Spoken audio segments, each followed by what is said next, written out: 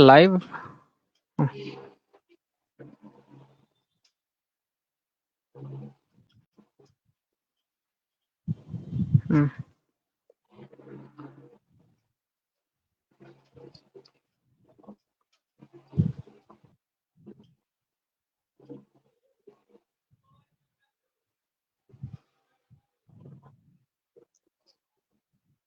Praise the Lord.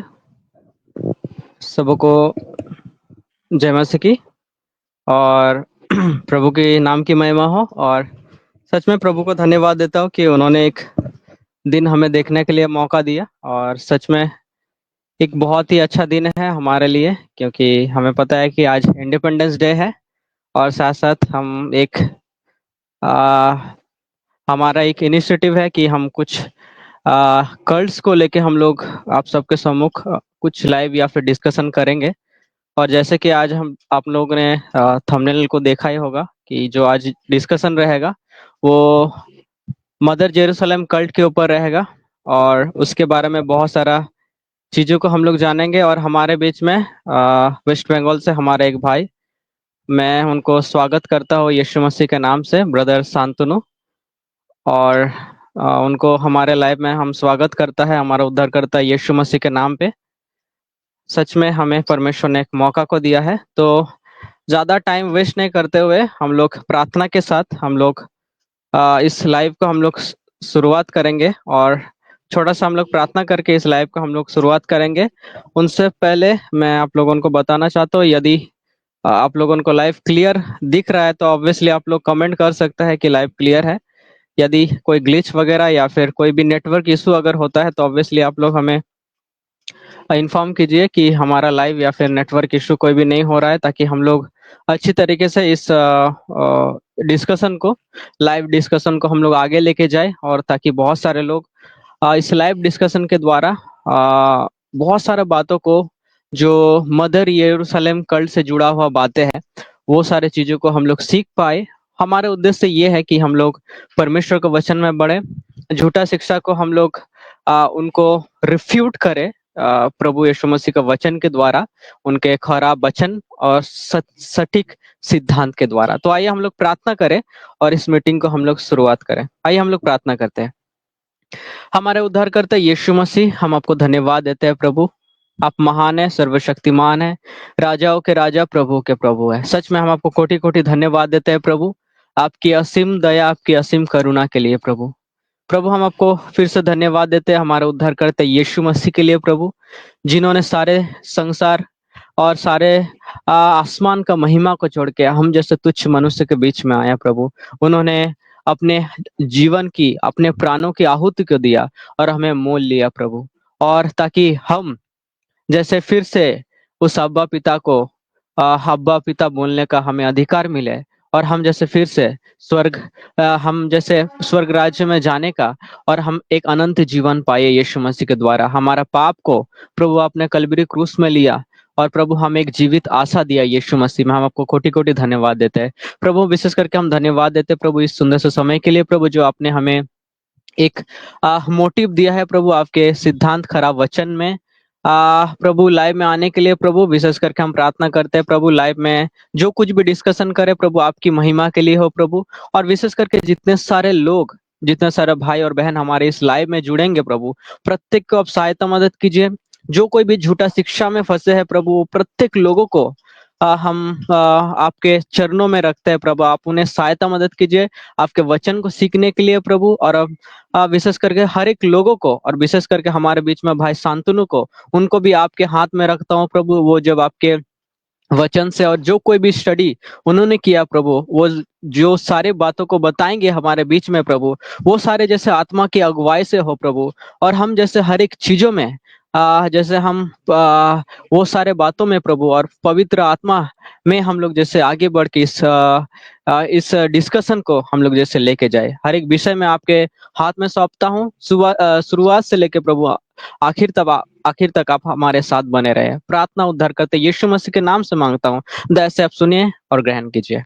आमीन आमीन। तो मैं सबसे पहला आप लोगों को बताना चाहता हूँ, यदि हमारा लाइव क्लियर है आप लोग कमेंट कर सकते हैं कि हमारा लाइव क्लियर है, ताकि हम लोग विदाउट एनी हेजिटेशन या फिर विदाउट कोई भी समस्या से हम लोग जैसे लाइफ को हम लोग आगे लेके जाए, और ये लाइफ जैसे एक अच्छा आप एक हेल्दी डिस्कशन हम लोग कर पाए विदाउट एनी फर्दर प्रॉब्लम। ठीक है, तो मैं जो हम लोग डिस्कशन करना चाहेंगे प्रिय विश्वासी भाई बहन, वो मदर जेरूशलेम कल्ट के ऊपर। और जैसे कि हमारे बीच में भाई शांतनु है, उनको मैं कुछ कुछ सवाल जो है वो हम लोग देखेंगे उनके बारे में, वो सारे बातों के बारे में जो सारे बातें हम लोग आज सीखेंगे। और साथ साथ कुछ कुछ बातें मैं ब्रदर शांतनु से बताऊंगा और हम जानना चाहेंगे, और वो सारे बातों के बारे में भी हम लोग डिस्कशन करेंगे। तो मैं ब्रदर से सबसे पहला जो सवाल है वो पूछना चाहूंगा। मदर जेरूशलेम कल्ट से भी पहले हम एक सवाल भाई से मैं पूछना चाहूंगा, वो ये है ब्रदर, कल्ट क्या है या फिर हम किसे कल्ट कहते हैं? आप हमें थोड़ा विस्तार विस्तार विस्तार तरीके से, या फिर आप हमें थोड़ा अच्छी तरीके से हमें बताएं कि हम किसे कल्ट कहते हैं, या फिर हम अकॉर्डिंग टू बाइबल या फिर हमारे एक पर्सपेक्टिव से, क्रिश्चियन पर्सपेक्टिव से कल्ट हम किसे कह सकते हैं? हाँ, मेरी आवाज आ रही है। यस यस, क्लियर है ब्रदर। तो कल्ट क्या है? कल्ट जो शब्द है वो इंग्लिश शब्द है, हिंदी में उसको पंथ करके हम लोग कह सकते हैं। और जब हम लोग कल्ट के बारे में बात करते हैं तो कल्ट क्या है? कल्ट एक ऐसा प्रकार का ग्रुप है या ऐसा प्रकार का दल है जहाँ पे लोग जो मसीह का जो बुनियादी शिक्षा है या वचन का जो बुनियादी शिक्षा है उसके विरुद्ध में जो वो बातें कहते हैं या उसके मतलब उसको कॉन्ट्रडिक्ट करते हैं, उसके विरोधाभास में अगर कुछ कहते हैं या कुछ भी सिखाते हैं या विश्वास करते हैं। और हम लोग देख पाते हैं कि जो अर्ली क्रिश्चियन, अर्ली चर्च जो है, अर्ली चर्च में भी जो प्रैक्टिस था, जो बिलीफ था, उसको अगर कोई भी डिफाई करता है या उसको कोई भी अगर इनकार करता है तो उसको हम लोग एक कल्ट के रूप से हम लोग जानते हैं। ये विभिन्न प्रकार के होते हैं और कल्ट बहुत सारे मतलब प्रकार के आज हमारे बीच में मौजूद है।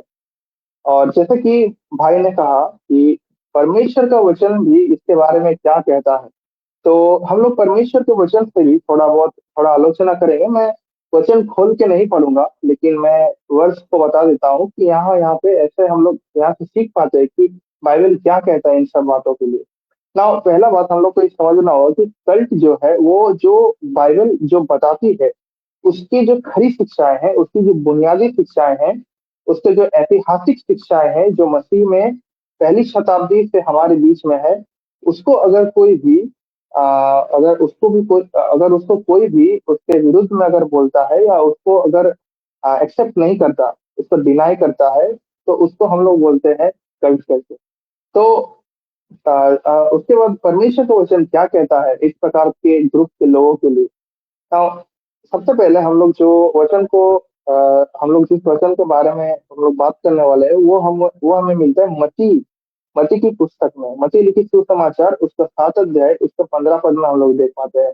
वहाँ पे प्रभु यीशु मसीह बोलते हैं बीवेयर ऑफ फॉल्स प्रॉफिट्स, उसे करके बताया है। मतलब जो झूठे भविष्य वक्ता है उनसे तुम बच कर रहो। और उनके बाद उन्होंने बताया कि ये जो प्रकार के लोग हैं, जो लोग झूठे भविष्य वक्ता है, जो झूठी परमेश्वर के वचन को बताते हैं, ये लोग किस प्रकार के लोग हैं? ये इस प्रकार के लोग होते हैं जो जो इंग्लिश में ऐसा लिखा है, दे कम इन शीप्स क्लोथिंग करके लिखा है। मतलब वो भेड़ के भेष में वो लोग आते हैं, लेकिन अंदर में वो लोग फाड़ खाने वाले एक भेड़िए के समान है, ऐसे करके प्रभु यीशु मसीह बताते हैं। और उसके बाद वो ऐसे बात को बताते हैं 16 पद से 20 पद के बीच में कि a good tree produces good fruit and a bad tree produces bad fruit. मतलब जो अच्छा जो पेड़ है वो अच्छा फल देता है और जो बुरा पेड़ है वो बुरा फल देता है। तो उसके कॉन्टेक्स्ट में जब हम लोग पढ़ते हैं, प्रभु यीशु मसीह का मतलब ये है कि एक जो अच्छा जो बाइबल का शिक्षक है, जो एक अच्छा खरा व्यक्ति है, जो बाइबल का मतलब परमेश्वर का वचन को जानता है, वो व्यक्ति क्या करेगा? वो अच्छे शिक्षाओं को देगा, वो झूठे या गलत शिक्षाओं को नहीं देगा। ये हम लोग यहाँ पर देख पाते हैं। उसके बाद हम लोग जब देखते हैं गलातियों उसका 1 अध्याय 8 और 9 पद। गलातियों उसका एक अध्याय, उसका 8 और 9 पद, यहाँ पर भी प्रेरित पौलुस ने जो गलातिया में जो विश्वासी लोग रह रहे थे, उन लोगों को उन्होंने एक बात को लिख कर भेजा कि कोई भी अगर तुमको दूसरे किसी सुसमाचार का अगर कोई प्रचार करे तो तुम उसको ग्रहण मत करना, वो श्रापित है। और उन्होंने बताया कि जो कुछ भी जो सच्चा सुसमाचार है उसको कोई भी सुसमाचार अगर कॉन्ट्रडिक्ट करता है, अगर कोई भी दूसरा कोई सुसमाचार है जो उसके उसका विरोधाभास करता है या उसके विरुद्ध में बोलता है, तो आ, उसको क्या करो, तुम उसको ग्रहण मत करो, ऐसे करके हम लोग देख पाते हैं। तो यहाँ पर भी प्रेरित पौलुस कहते हैं, मतलब वो वार्निंग दे रहे हैं इसको कि जो दूसरा सुसमाचार सुनाते हैं उसको तुम ग्रहण मत करो। तो यहाँ पर भी एक प्रकार के जो लोगों से बचकर रहने के बारे में यहाँ पर प्रेरित पौलुस बता रहे हैं। और एक बात, और एक जगह पे प्रेरित पौलुस और एक बात बताते हैं, वो है कुलुस्सियों 2 अध्याय उसका 8 पद में। कुलुस्सियों 2 अध्याय 8 पद में क्या लिखा है, वहां पर भी प्रेरित पौलुस ने जो कोलोसे की जगह जो है वहां पे कुलुस्सियों विश्वासियों को उन्होंने ये बात को लिखकर बताया कि वहां पर भी जो जो झूठे शिक्षक है, या सॉरी झूठे शिक्षक नहीं, वहां पे जो फिलोसोफर है, वहां पे जो फिलोसफीज है, जो फिलोसफी जो प्रभु यीशु मसीह या वचन के आधार पे नहीं है, उसमें से हम लोग को बचकर रहना है, ताकि वो क्या हो, उनको कैद में ना बना ले, मतलब वो हमारे मनों को कैद में ना ला ले, या हमारे सोच को उसके ऊपर में वो ना रख दे। ये चीज हम लोग वहां पर देख पाते हैं। तो उसके बाद हम लोग देख पाते हैं और एक जगह पे दूसरा पत्र तो उसका 2 अध्याय 1 और 2 पद, यहाँ पर भी जो प्रेरित पत्रस है वो ये बताते हैं कि झूठे शिक्षक आएंगे और वो लोग क्या करेंगे, गुप्त रीति से जो एक मतलब एक इंग्लिश में लिखा है डिस्ट्रक्टिव हेरेसी को वो लोग इंट्रोड्यूस करेंगे। मतलब कि वो लोग जो एक बहुत ही क्षति करने वाला या बहुत ही नुकसान करने वाला जो शिक्षा है उसको वो लोग क्या करेंगे, लेकर आएंगे कलीसिया के अंदर में।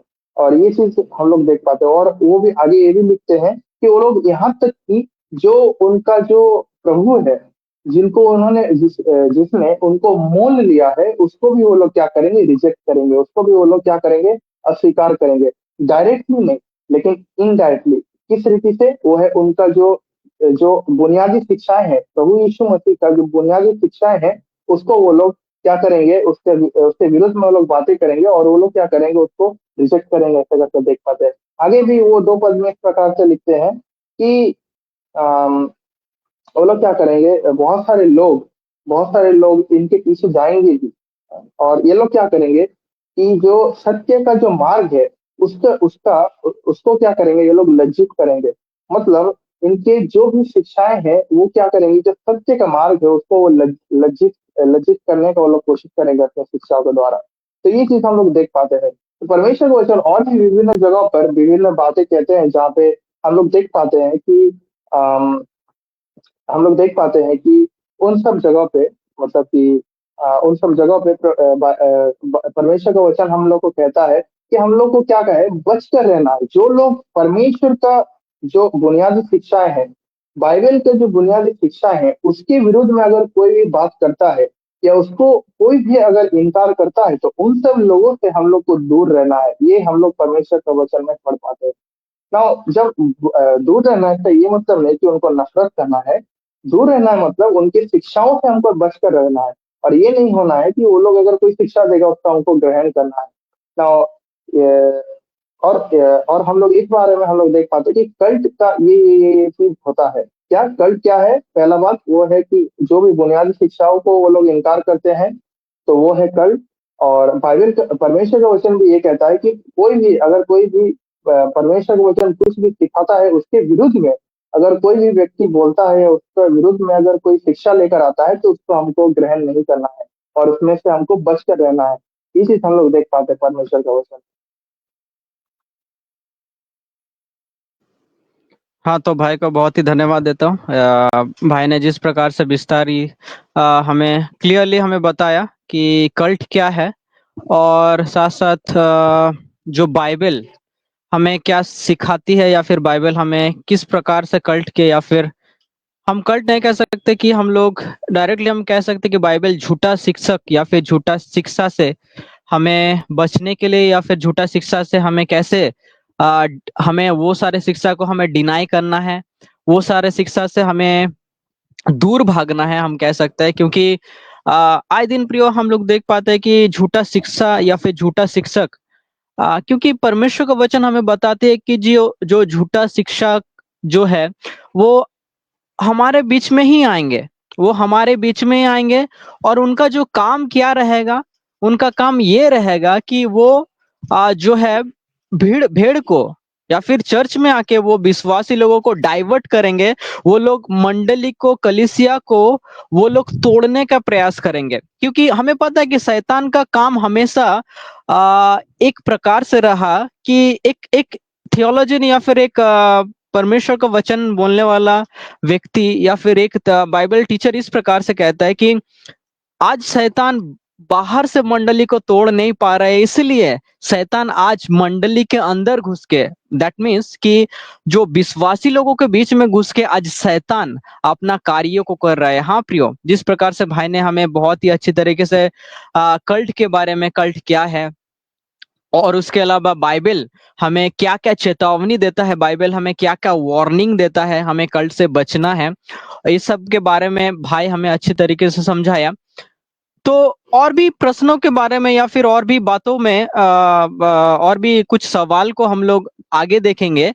और यदि प्रियो आप लोगों को कोई भी सवाल हो, ऑब्वियसली आप लोग कमेंट सेक्शन में हमें बताइए। और अगर कोई भी ये सारे टॉपिक के बारे में जो हम लोग आज डिस्कशन कर रहे हैं, वो सारे टॉपिक के रिगार्डिंग कुछ भी आपको अगर सवाल है या सवाल या फिर आपको कुछ जानना है, क्वेरीज है, तो ऑब्वियसली आप लोग कमेंट कर सकते हैं।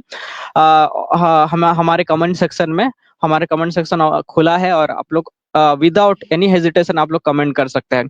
तो उसके बाद प्रियो मैं और एक कुछ कुछ सवाल में भाई से कहना चाहूंगा कि भाई जब हम लोग देखें कि कल्ट के बारे में और साथ साथ हम लोग देखें कि बाइबल हमें कल्ट के बारे में क्या क्या चेतावनी देता है, तो और एक सवाल मैं आपके सम्मुख में करना चाहूंगा भाई कि इसका खतरा या फिर इसका प्रभाव क्या पड़ सकता है।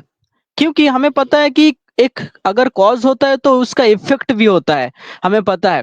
और तो भाई मैं आपसे अब ये सवाल करना चाहूंगा कि इसका खतरा हमें क्या पड़ सकता है, या फिर क्रिश्चियनिटी में इस चीज का खतरा क्या हो सकता है, और इसका प्रभाव जो है क्रिश्चियनिटी में या फिर कह सकते हैं क्रिश्चियन वर्ल्ड में या फिर दूसरे लोग, दूसरे फेथ में भी क्या क्या ये प्रभाव पड़ सकता है। तो सबसे पहले जो क्वेश्चन है वो हम लोग को मतलब हम लोगों ने अभी सुना कि मतलब ये जो कल्ट है, ये कल्ट हमारे चर्च में, हमारे जीवन में वो क्या प्रभाव डाल सकता है, क्या क्या खतरा है हमें उससे, ये चीज हम लोग थोड़ा देखेंगे, ठीक है। तो मैं कुछ कुछ ग्रुप्स के बारे में बताऊंगा जिसका प्रभाव पड़ा है और वो काफी विजिबल है, वो काफी ऐसा है कि लोग उसको आराम से जान सकते हैं। अगर आप गूगल में भी सर्च करेंगे, इवन अभी तो बहुत ही आसान हो गया है, अगर आप चैट जीपीटी में भी जाएंगे और वहां पे भी अगर आप सर्च करेंगे कि जो कल्ट का क्या बुरा प्रभाव पड़ा है, तो ये अगर सर्च करेंगे तो आपको वहां पे मिल जाएगा। तो यहाँ पर भी मैंने बहुत ही शॉर्ट में मैंने लिखा है और मैं भी बहुत ही शॉर्ट में मैं मतलब मैं तैयार किया हूँ, मैं बहुत ही शॉर्ट में बताने की कोशिश करूंगा। और सबसे पहले मैं जिस कल्ट के बारे में बताना चाहता हूँ उसका नाम है फेथ टेबरनेकल कांग्रीगेशन ना। ये एक प्रकार का एक कल्ट था जहाँ पे जिसको हम लोग यूएसए और अफ्रीका में हम लोग देख पाते हैं। ये यूएसए और अफ्रीका में ये कल्ट था। और ये जो कल्ट था, ये लोग जो फास्टिंग के ऊपर में बहुत ही ज्यादा ये लोग फोकस करते थे। सिर्फ फोकस करते थे ऐसा नहीं, ये लोग ओवर एम्फसाइज करते थे। ओवर एम्फसाइज मतलब उसमें बहुत ही ज्यादा जोर देना, जहाँ पे जरूरत नहीं है उससे भी ज्यादा जोर देना। और वो लोग क्या कहते थे, वो लोग कहते थे कि तुम लोग क्या करो, उनके विश्वासी वो लोग कहते थे कि तुम लोग फास्टिंग करो, तुम लोग उपवास करो, ताकि तुम लोग क्या हो जाए, तुमको चंगाई मिले। और वो लोग मना करते थे कि तुम लोग किसी भी डॉक्टर के पास मत जाओ। और ये लोग क्या करते थे, ये लोग बोलते थे कि तुम सिर्फ उपवास करो। और ऐसा ही करते करते करते करते बहुत सारे लोग, क्योंकि उन लोगों को ट्रीटमेंट नहीं मिला सही रीति से, इसीलिए वो लोग मर गए। बहुत सारे लोग वो लोग मर गए। और उसके बाद और भी बहुत सारे मतलब कल्ट थे जो पेंटिकोस्टल के अंदर में भी कुछ कुछ एक्सट्रीमिस्ट थे, मतलब जो लोग एक्सट्रीम में जाते थे, बहुत ही ज्यादा वो लोग मतलब हद से ज्यादा वो लोग चले जाते थे पेंटिकोस्टल या करिस्मेटिक मूवमेंट्स में। ये किस प्रकार के लोग होते थे?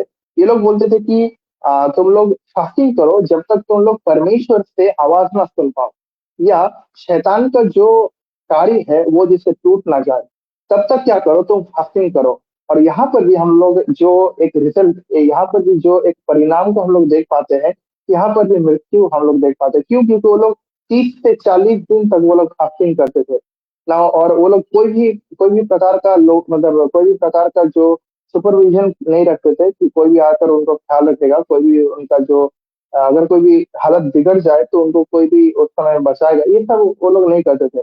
और वो लोग क्या करते थे, ये लोग जो सेफ नहीं है उसको वो लोग करने की कोशिश करते थे। और वो लोग 30 से 40 दिन तक वो लोग कुछ भी निराहार रहते थे, मतलब वो लोग कुछ भी नहीं खाते थे। और क्या हुआ लास्ट में, हम लोग देख पाते हैं कि बहुत सारे लोग वो वहां पर मारे गए। और एक प्रकार का ग्रुप है जिसको बोलते हैं प्रॉफिट कल्ट, मतलब ये केनिया और युगांडा, केनिया और युगांडा में मतलब कुछ कुछ प्रकार के कल्ट है जहाँ पे कुछ कुछ प्रॉफिट्स, मतलब सो कॉल्ड प्रॉफिट्स है। जैसे कि हम लोगों ने पहले पढ़ा बीवेयर ऑफ फॉल्स प्रॉफिट्स, तो ये भी उस प्रकार के फॉल्स प्रॉफिट्स है। ये लोग भी आकर क्या बोलते थे कि तुम लोग भी क्या करो, फास्ट करो, तुम लोग उपवास करो। और क्यों उपवास करना है? कारण क्या है कि प्रभु यीशु मसीह से उसका दूसरा आगमन हो जाए जल्दी, इसलिए तुम उपवास करो। और वो लोग ऐसे बोलते थे कि उपवास करो, और क्या है, तुम अपने पापों के प्रायश्चित के लिए भी तुम उपवास करो, ऐसे करके वो लोग उपवास करने बोलते थे। इसका भी क्या रिजल्ट आया? डिहाइड्रेशन होने की वजह से, मतलब शरीर में पानी का कमी होने की वजह से, और बहुत सारे लोग जो भूख के कारण, भूखमरी के कारण वो लोग मर गए। मतलब उन लोग को भूख लग रहा था, लेकिन उन लोग को मना था कि वो लोग कोई भी खाना नहीं खा सकते। और इसलिए वो लोग क्या हुआ, आखिर में उन लोग का भी मृत्यु हो गया, हम लोग देख पाते हैं। तो ये एक बहुत ही प्रकार का, बहुत ही एक गंभीर एक बात है कल्स के बारे में। जो कल्स है, हम लोग शायद उसको सोचते हैं कि ये उतना शायद उतना मतलब ये उतना ही सीरियस मैटर नहीं है। लेकिन जब हम लोग चर्च में, हमारे खुद के चर्च में जब अटैक होता है, तब हम लोग समझ पाते हैं कि ये इसका कितना ही एक बुरा प्रभाव पड़ सकता है। ना हम लोगों ने अभी कुछ कुछ एग्जाम्पल देखा कि कुछ कुछ कल्ट है, उन लोगों ने क्या शारीरिक रीति से और आत्मिक रीति से उन्होंने किस रीति से कलीसिया को और उनके लोगों को उसने डैमेज किया है। और कुछ कुछ लोग, और एक प्रकार का ग्रुप है, और एक प्रकार का ग्रुप है, वो लोग, उनका नाम मैंने मतलब जिक्र नहीं किया। और वो एक प्रकार का, पहले ये एक प्रकार का ग्रुप था, वो यूएसए में था। ये एक प्रकार का ग्रुप था जो पहले चर्च, जो मतलब एक क्रिश्चियन ग्रुप करके शुरू हुआ, लेकिन लास्ट में वो लोग पॉलिटिक्स को भी इसमें वो लोग जोड़ दिया। और ये लोग क्या किया, ये लोग बोला कि तुम लोग जो जहर है उसको खाओ। उन्होंने जहर को खिलवाया उस वचन के आधार पे, जहाँ पे मतलब मरकुस का जो लास्ट 16 अध्याय में जहाँ पे लिखा है कि तुम अगर विष खाओगे तो तुमको कुछ भी नहीं होगा। और उस वचन के आधार पे उन्होंने क्या किया, उन्होंने लोगों को विष खिलाया, जहर खिला दिया। और वहां पर भी बहुत सारे लोग मारे गए।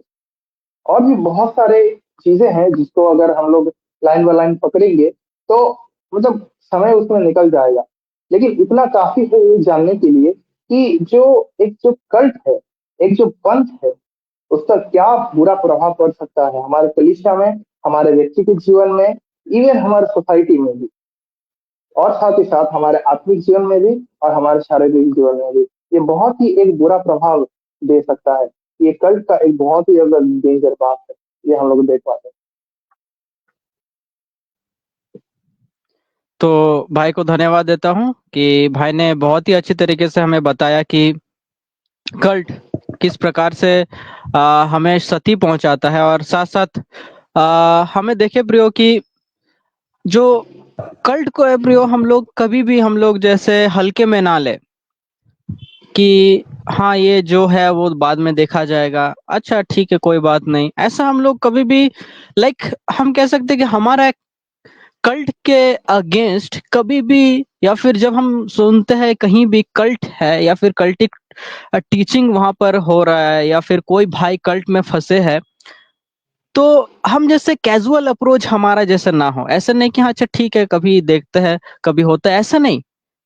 ऐसा कभी भी हमारा नहीं होना चाहिए, क्योंकि परमेश्वर का वचन हमें इस बात को बताता है कि हमें वो क्या है, वो अंधेरे का हर एक कार्य को हमें ज्योति में लाना है।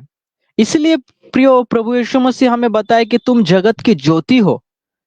और एज अ हम कह सकते हैं एज अ बिलीवर, और हम कह सकते हैं जब हम लोग जगत की ज्योति है प्रियो, तो हमारा काम या फिर हमारा ये कर्तव्य है कि जो कोई भी इस प्रकार का झूठे शिक्षक लोगों के चर्च में, कलीसिया में झूठे सिद्धांतों में चलते हैं, उनको हम लोग सबके सामने रिफ्यूट करते हैं।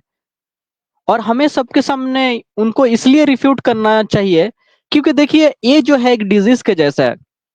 यदि हमें डिजीज को जड़ से खत्म करना है तो वो उसको हम लोग डायग्नोस्ट करना है, उनको हमें रिकॉग्नाइज करना है कि इस प्रकार का जो डिजीज है वो हमारे बॉडी में है। जस्ट लाइक एक एग्जाम्पल के तौर तो वो हमारे बॉडी में उसको डायग्नोस करना है और उसको निकालना है। उसी प्रकार से एक जो झूठा शिक्षक और उनका जो इम्पैक्ट है मंडली में, कलीसिया में और वर्ल्ड वाइड, हम लोग देख पाते हैं आज के समय में। कहीं भी हम लोग अगर हम लोग स्पेशली हम लोग सोशल मीडिया में अगर हम लोग देखेंगे किस प्रकार से मसीह का, किस प्रकार से वचन का जो मजाक उड़ाया जाता है, किस प्रकार से जो लोग हैं वो लोग मतलब भ्रम में आ चुके हैं। वो लोग किस प्रकार से प्रियो, वो लोग, उनको पता नहीं है कि किस प्रकार से हमें परमेश्वर के वचन को फॉलो करना है। उनको ये भी पता नहीं कि इसका प्रभाव मेरे जीवन में, मेरे मंडली का और साथ साथ जितने सारे विश्वासी लोग हैं उनके जीवन में इसका क्या प्रभाव, इम्पैक्ट पड़ सकता है। तो भाई को मैं फिर से धन्यवाद देता हूं कि भाई ने बहुत ही अच्छी तरीके से ये बात को हमारे सामने क्लियर किया कि उसका या फिर कल्ट का जो इम्पैक्ट है और कल्ट किस प्रकार से हमारे सामने एक क्षति या फिर हमारे आत्मिक जीवन के लिए एक बहुत ही बड़ा, बहुत ही बुरा प्रभाव हमारे जीवन में ला सकता है, वो बात को देखें। तो हम लोग अब हमारे जो टॉपिक है उस टॉपिक में हम लोग आएंगे।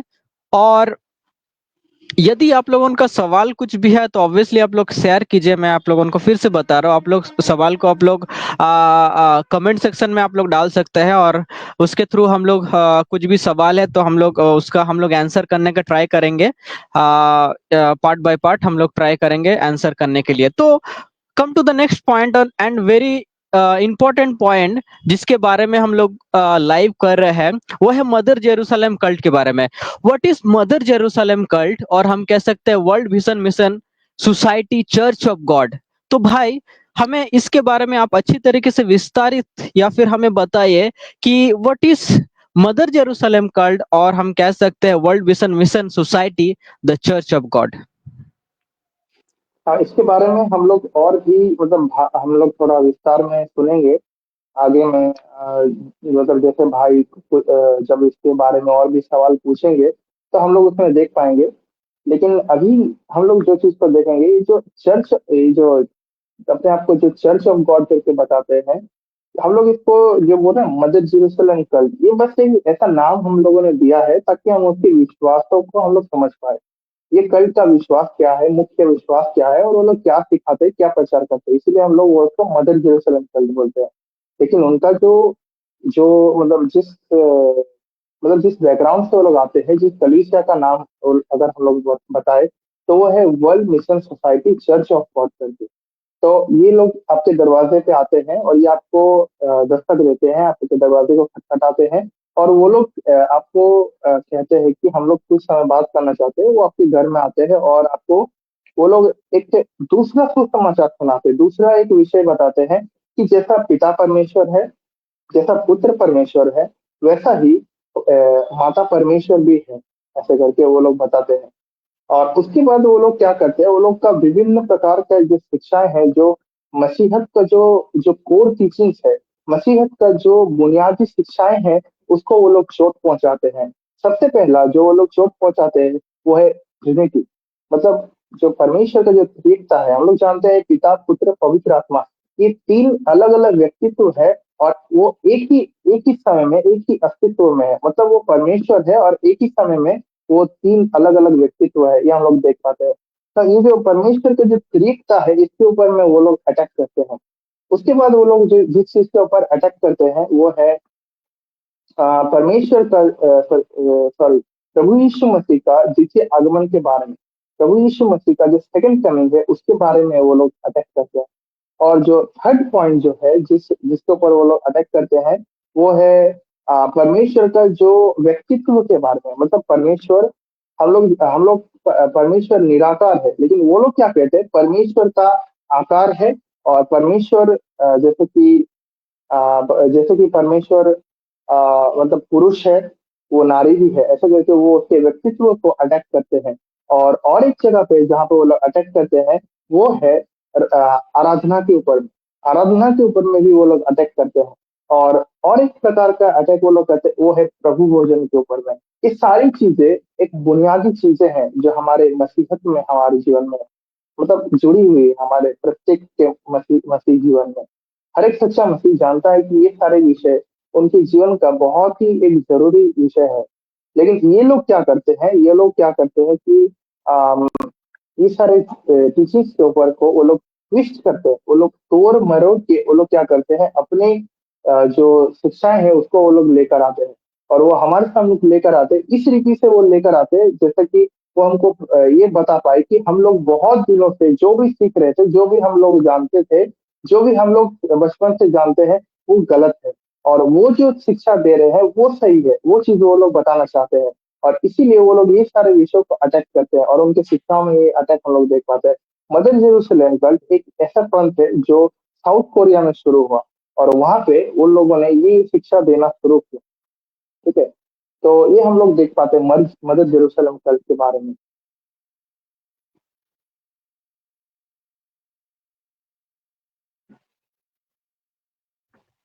तो भाई को धन्यवाद देता हूँ कि भाई ने हमें अच्छी तरीके से बताया कि मदर जेरूसलम कल्ट के बारे में और वर्ल्ड विजन मिशन के बारे में।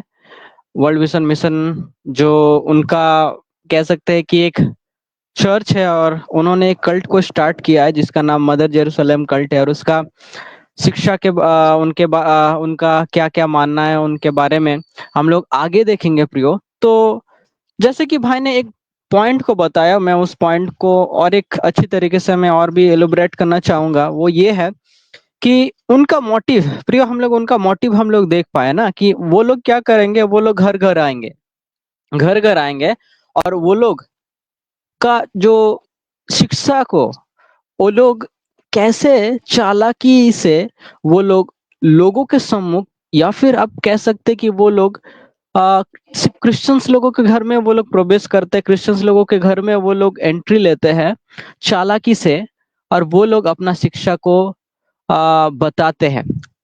प्रियो, मैं कुछ कुछ और एक दो पॉइंट में आप लोगों को बताना चाहूंगा इस प्रकार से कि उनको अच्छी तरीके से पता है कि कौन कौन जो जगह में क्रिश्चियन घर है, और उनको अच्छी तरीके से ट्रेंड भी किया जाता है। कि उनको ट्रेंड किया जाता है कि आपको कैसे करके किसी को बताना है। उनको ये ट्रेंड किया जाता है कि कैसे आप लोगों को धीरे धीरे उनको आ, अपना शिक्षा में उनको प्रभावित करना है, उनको इम्पैक्ट में लाना है। उनको इस प्रकार से पता है कि कौन कौन वर्सेस है, वो वर्सेस को हम लोग ट्विस्ट कर सकते हैं। क्योंकि आजकल के समय में प्रियो लैक ऑफ बिब्लिकल नॉलेज और लैक ऑफ बिब्लिकल कॉन्टेक्स्ट का नॉलेज जो है वो हमारे सामने एक बहुत ही ज्यादा चैलेंजेस है। स्पेशली मैं ये नहीं बोलूंगा कि सब जो समस्या इससे भी है, लेकिन मैं और भी कुछ कुछ बातों को बताना चाहूंगा। वो ये है प्रियो कि जब हम लोग बिब्लिकल अंडरस्टैंडिंग जब हम लोग नहीं रखते, क्योंकि जब मैं एक वर्स को मैं आप लोगों के सम्मुख में कोट करना चाहूंगा, वो ये है कि दूसरा तिमुथियुस अगर हम लोग 3 अध्याय अगर 6 पद में पढ़ते हैं तो वहां पर हम लोग पाते हैं प्रियो एक वर्स जहां पर इस प्रकार से लिखा है कि वो लोग छल पूर्वक, कि वो लोग चतुराई से आपके घर में आएंगे और जो है पाप का बीज वो बुन के जाएंगे। मतलब पाप का जो बीज है, झूठा शिक्षा, वो क्या करके जाएंगे, वो फेंक के जाएंगे, वो बो के जाएंगे। और वही झूठा शिक्षा क्या होगा, धीरे धीरे धीरे धीरे धीरे फैलता रहेगा। तो यही है जो इस प्रकार से उनका टैक्टिक्स है, इस प्रकार का उनका एजेंडा है झूठा शिक्षा लोगों के सम्मुख फैलाने का। तो भाई को मैं फिर से धन्यवाद देता हूँ कि भाई ने अच्छी तरीके से बताया। तो आगे अभी हम लोग और भी बहुत सारा पॉइंट्स को देखेंगे। तो भाई मैं इसके रिगार्डिंग और एक कुछ पॉइंट्स को या फिर और एक दो कुछ क्वेश्चंस को मैं आपके सम्मुख रखना चाहूंगा। तो भाई मुझे आप ये बताइए कि वर्ल्ड विजन मिशन हम लोग कहते हैं, चर्च ऑफ गॉड या मदर जेरूसलम कल्ट, इनका बिलीफ या फिर इनका प्रैक्टिसेस, क्या इनका बिलीफ या फिर इन लोग क्या बिलीव करते हैं या फिर ये लोग क्या प्रैक्टिस करते हैं, जो आपको पता है? अम, मैं जो भी बताऊंगा वो मेरे पर्सनल एक्सपीरियंस से है। मतलब मेरा बहुत सारे समय में, मतलब बहुत कई बार मेरा ये जो मदर जेरूसलम कल्ट के जो लोग हैं उनके साथ मेरा एनकाउंटर हुआ है। मतलब मैं उनके साथ मिला हूँ, और मतलब मिला हूँ ऐसा नहीं, मतलब वो घर पे आए हैं और वो दूसरे किसी भाई के घर पे आए हैं, और दूसरे किसी भाई ने मुझे बोला कि आओ, मैं हमारे घर पे एक कुछ प्रचारक है, वो दूसरे प्रकार की शिक्षाएं दे रहे हैं। और मैं उस प्रकार से गया हूँ और मैं देखा हूँ, मैंने उनसे बातचीत किया है, उनसे कई बार डिबेट किया है, डिस्कशन किया है। और साथ ही साथ मैंने इनका जो ऑफिशियल वेबसाइट है, अगर आप सर्च करेंगे world mission society church of God Google में, तो आपको उनका वेबसाइट मिल जाएगा। तो वहाँ पे आप उनके बिलीफ, तो उनके जो टीचिंग है उसमें आप देख पाएंगे कि वो लोग क्या क्या बिलीव करते हैं, क्या क्या वो लोग सिखाते हैं। तो हम लोग मैंने उसमें से ही लिया है, और साथ ही साथ मैंने जितना भी लोगों के साथ में इंटरेक्ट किया है उनके उनके लोगों से, और उनके लोगों से जो कुछ भी मैंने सीखा है उसके आधार पर मैं बताऊंगा। सिर्फ उतना ही नहीं, ये बात तो सच है, मैं जो भी बता रहा हूँ वो हवा में तीर नहीं मार रहा हूँ। जो भी मैं बताऊंगा वो एकदम सही है, और वो है उनका बिलीफ क्या है। ठीक है, उनके बिलीफ क्या है। उनके बिलीफ में सबसे पहला चीज वो लोग जो चीज को बताते हैं वो ये है कि जो रविवार है वो पेगन है। मतलब रविवार क्या है, वो सूर्य देवता का दिवस है, और उस दिन में हमको आराधना नहीं करना चाहिए, वो ऐसा बताते हैं। और वो क्या बताते हैं कि जो शनिवार है वो असल में आराधना का दिन है, जो सब्त का दिन है, जो सैबत है, ठीक है, उस दिन हम लोग को आराधना करना चाहिए, ये वो लोग बताते हैं। वो लोग ये भी बताते हैं कि प्रभु यीशु मसीह उनका जो दूसरा आगमन वो हो चुका है, वो पहले ही आ चुके हैं। और वो ये भी बताते हैं कि मतलब एक माता परमेश्वर करके है। ठीक है, इसके बारे में थोड़ा सा हमने सुना, और विस्तार में आगे उसके बारे में हम लोग थोड़ा देखेंगे। और वो लोग और एक चीज तो बताते हैं, वो है कि पास ओवर, मतलब कि जो फसह का पर्व है उसको हम लोग को पालन करना बहुत ही जरूरी है, वो बताते हैं। और वो और एक चीज को बताते हैं, और एक चीज उनका चीजों उनके शिक्षा में आप देख पाएंगे, उनके विश्वास में आप देख पाएंगे, वो है कि वो लोग रिचुअल पे, जो रीति रिवाज है उसके ऊपर वो लोग ज्यादा फोकस करते हैं। जब रीति रिवाज कहते हैं इसका ये मतलब नहीं कि बाहरी रीति रिवाज, वो लोग बाइबल के ही जो ओल्ड टेस्टामेंट पुराने नियम के जो प्रैक्टिसेस थे या नए नियम में जो घटनाएं हैं उसको वो लोग लेकर आते हैं, और उसको वो लोग जबरदस्ती वो लोग इस प्रकार से वो लोग लेते हैं कि उसको, हाँ, ये हम लोग को करना ही है करके, तो ये हम लोग करना ही है। उसमें से एग्जांपल देना चाहूंगा। वो मतलब मैं लास्ट टाइम जिन भाई से मैंने बात किया था, मतलब जो उस चर्च से वो बिलोंग करते थे, उन लोगों ने ऐसा बताया कि प्रभु यीशु मसीह ने प्रभु भोजन से पहले क्या किया, उन्होंने लोगों के पैर धोए। ठीक है, लोगों के पैर धोए। इसीलिए क्या है, हम लोग को भी प्रभु भोजन से पहले लोगों का पैर धोना, आपस आपस में एक दूसरे का पैर धोना है। ये एक एक रिचुअल करके बताया। प्रभु यीशु मसीह ने क्या बोला वहां पे कि मैंने जैसा किया तुम भी वैसा ही करो, ऐसे करके उन्होंने बताया। इसीलिए वो लोग क्या कहते हैं कि हाँ, हम लोग को वैसा ही करना है, एकदम वैसा ही करना है, ऐसे करके। ठीक है, तो इसके ऊपर हम लोग भविष्य में आलोचना करेंगे कि वो लोग प्रभु भोजन के बारे में क्या सिखाते हैं। अभी फिलहाल के लिए हम लोग देखते हैं उसके और भी कुछ कुछ विश्वास होगा, और एक विश्वास के बारे में बताना चाहता हूँ। और वो ये बताते हैं कि जो प्रभु भोजन है, प्रभु भोजन महीने के 14वें तारीख को लेना चाहिए हम लोग को। 14वें दिन में, महीने का जो 14 तारीख होता है, ये 14 दिन होता है, उस समय हम लोग को प्रभु भोज लेना है। ये जो कल्ट है वो ये शिक्षा देते हैं। ठीक है, तो ये हम लोग देख पाते हैं इस कल्ट के बारे में, उनके विश्वास और उनके प्रैक्टिस के बारे में। तो जिस प्रकार से भाई ने हमें बताया उनका बिलीफ और उनका प्रैक्टिसेस क्या है प्रियो, कि वो लोग ज्यादा रिलीजियस या फिर रिलीजियस प्रैक्टिसेस में वो लोग ज्यादा बिलीव करते हैं। और जैसे कि वो लोग ने एक बात को बताया कि वो लोग सैटरडे या फिर शनिवार सब्बत, वो लोग सब्बत को फॉलो करते हैं। और वो लोग पैर धोने या फिर फीट वॉशिंग जो यीशु मसीह ने किया था पतरस का और भी डिसाइपल का, जिस प्रकार से यीशु मसीह ने बताया कि मैं जिस प्रकार से करता हूँ तुम भी वो उस प्रकार से करो। प्रियो, अगर हम लोग ये बातों को अगर हम लोग अच्छी तरीके से देखेंगे तो एक तरीके से अगर हम लोग सिर्फ वन साइड को अगर हम लोग लेके चलेंगे तो ये सारे चीज वन साइड में ठीक लगेगा। लेकिन प्रियो, जब हम लोग ये सारे टीचिंग्स को जब हम लोग बच्चन के साथ हम लोग अगर जब कंपेयर करेंगे कि सच में क्या ये सब करना या फिर सच में कि ये सारे चीज जो है हमारे लिए वो नेसेसरी है। परमेश्वर का वचन हमें क्या बात को बताता है, परमेश्वर का वचन जिस प्रकार से हमें बात को बताता है वो बात को हम लोग उनका वचन में हम लोग देख पाते हैं कि जैसे फीट वॉशिंग के बारे में जो भाई ने बात को बताया, तो क्या हमें भी आज के समय में फीट वॉशिंग करना है या फिर क्या हमें भी इस शब्द को फॉलो करना है? प्रियो, हम लोग आगे देखेंगे तो ऑब्वियसली आप लोग लाइव को आप लोग शेयर कीजिए अपने चर्च ग्रुप में, अपने व्हाट्सएप ग्रुप में आप लोग शेयर कीजिए, क्योंकि इस प्रकार का जो लाइव बहुत ही रियर है, इस प्रकार का लाइव बहुत ही कम लोग ला पाते हैं। और ऐसा जो ओपन डिस्कशन बहुत ही कम लोग कर पाते हैं। लेकिन परमेश्वर को मैं धन्यवाद फिर से देना चाहता हूँ इस प्रकार का एक लाइव स्टेज के लिए, और परमेश्वर के नाम की महिमा हो हर एक बातों में। तो हम लोग आगे बढ़ेंगे। और भाई से मैं और कुछ सवाल मैं पूछना चाहूंगा, वो ये है भाई, मुझे आप उनका इतिहास या फिर उनका बैकग्राउंड हमें आप अच्छी तरीके से बताइए, क्योंकि ये हमारे लिए जानना इम्पोर्टेंट है कि उनका इतिहास क्या है या फिर उनका हिस्ट्री क्या है या फिर उनका बैकग्राउंड क्या है। कैसे मदर जेरूसलम कल्ट या फिर world vision mission society church of God, उनका हिस्ट्री क्या था, अतीत में पास्ट में उनका हिस्ट्री या फिर उनका बैकग्राउंड क्या था, ताकि हम लोग अच्छी तरीके से इस कल्ट को हम लोग जान पाए और स्टडी कर पाए। तो सबसे पहले जब हम लोग इस कल्ट के बारे में हम लोग जब बात कर रहे हैं, मदर जेरूसलम कल्ट, तो इनकी जो झूठे शिक्षाएं हैं, इस झूठे शिक्षाओं का कारण क्या है, ये जानने के लिए हमको उनका इतिहास जानना जरूरी है। ठीक है। क्यों हम लोग को इतिहास जानना है? जब इतिहास की बात होती है तो बहुत सारे लोग बोर हो जाते हैं, वो लोग नहीं चाहते इतिहास को जानने के लिए। लेकिन मैं जब इनके इतिहास के बारे में मैं पढ़ रहा था, ये काफी मजेदार है और ये जरूरी है हम लोग को जानना।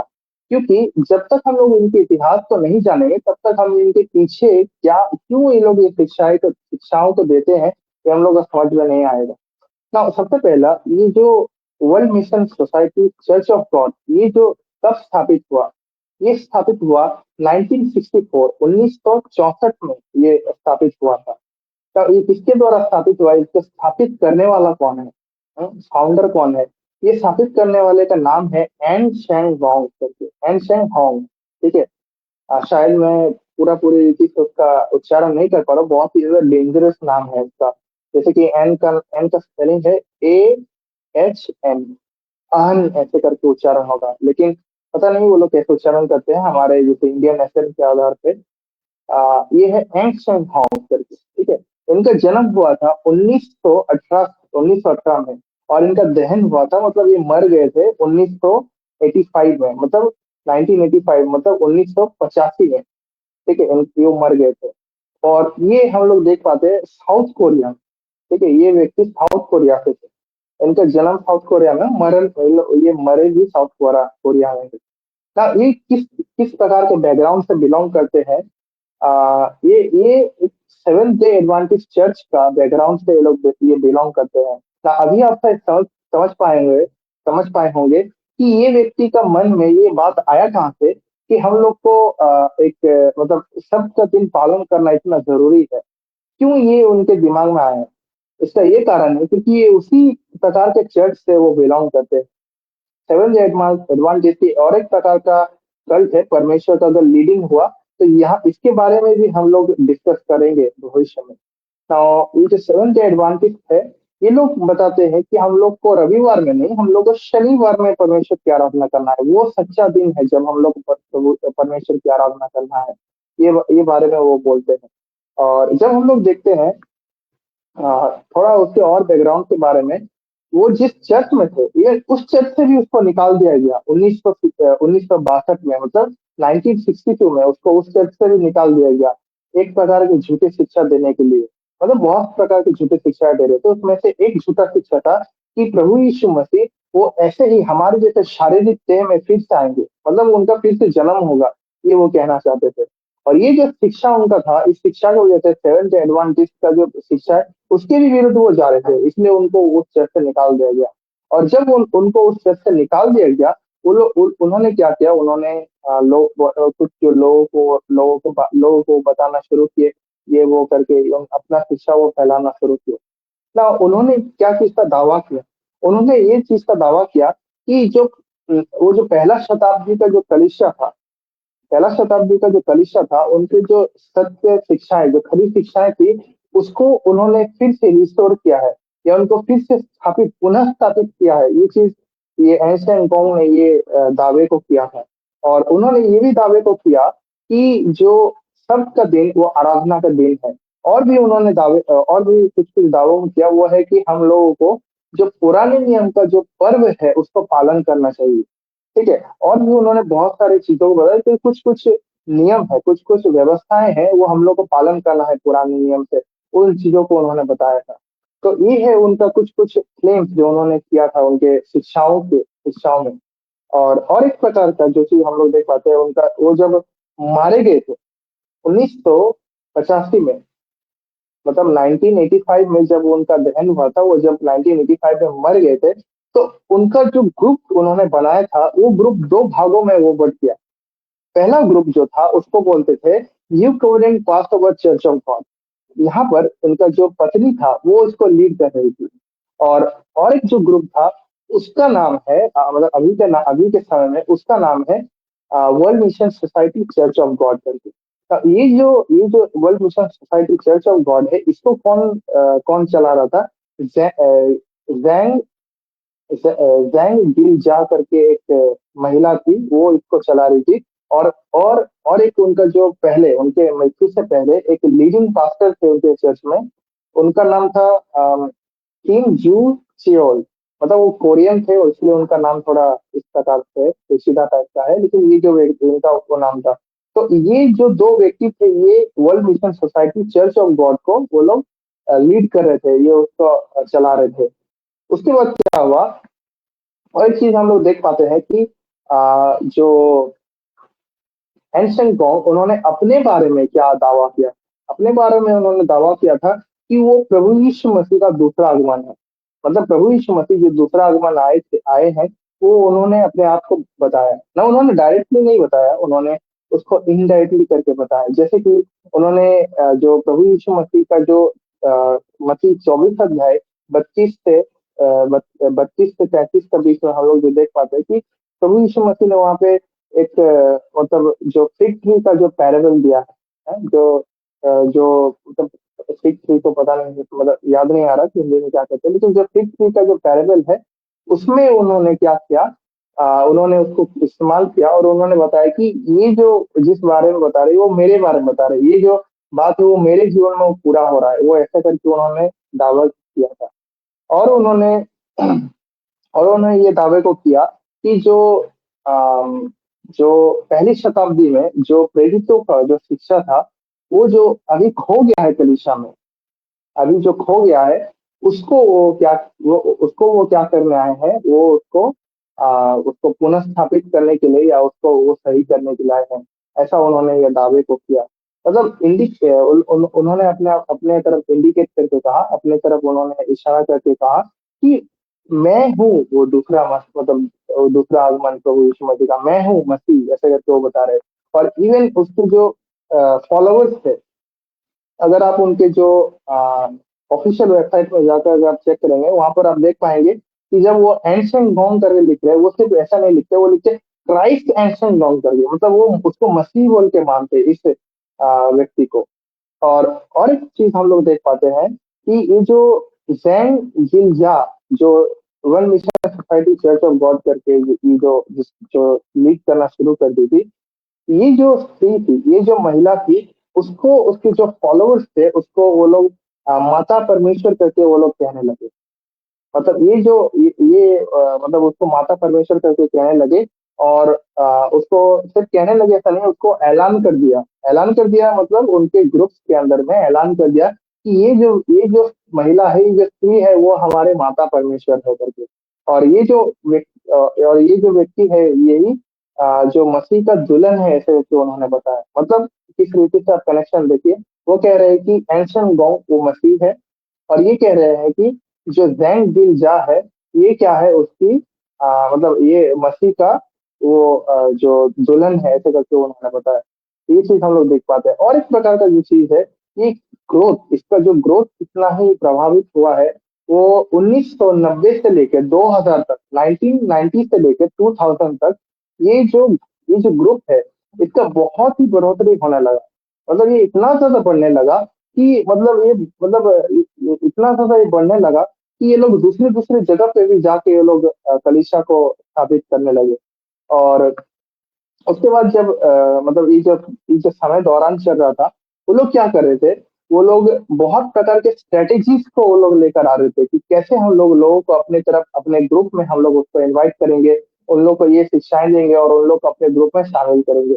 और वो लोग क्या कर रहे थे, वो लोग स्ट्रीट इवेंजलिज्म कर रहे थे, बाइबल स्टडीज वो लोग कर रहे थे। और सबसे मेन वो लोग जिस ग्रुप को वो लोग अटैक कर रहे थे, वो है स्टूडेंट्स के ऊपर में। मतलब जो क्रिश्चियन स्टूडेंट्स था, उन लोग को वो लोग ज्यादा अटैक करते थे। इसलिए क्योंकि उन लोग को भरमाना उनके लिए आसान था। वो लोग क्या करते थे, उन लोग को जाते थे, उन लोग को जाके वो मसीह के बारे में करके बताते कि ये सच्चा मसीह है, ये सच्ची शिक्षाएं हैं, वचन ये बताता है। वो लोग उसको तोड़ मरोड़ के यहाँ वहां से जोड़ के वो लोग बताएंगे। इस तरीके से वो लोग करते थे। और अभी वो लोग जिस चीज का दावा करते हैं, अभी के समय में जितने उनके मेंबर्स होने का वो दावा करते हैं, वो है 30 लाख जितना जो फॉलोवर्स उनका है। 3 मिलियन, 3 मिलियन फॉलोवर उनका है, या मेंबर्स है, ऐसा बोल सकते हैं ना। उनका वर्तमान में उन लोग का कौन कौन सी जगह पे कलिसियाएं हैं।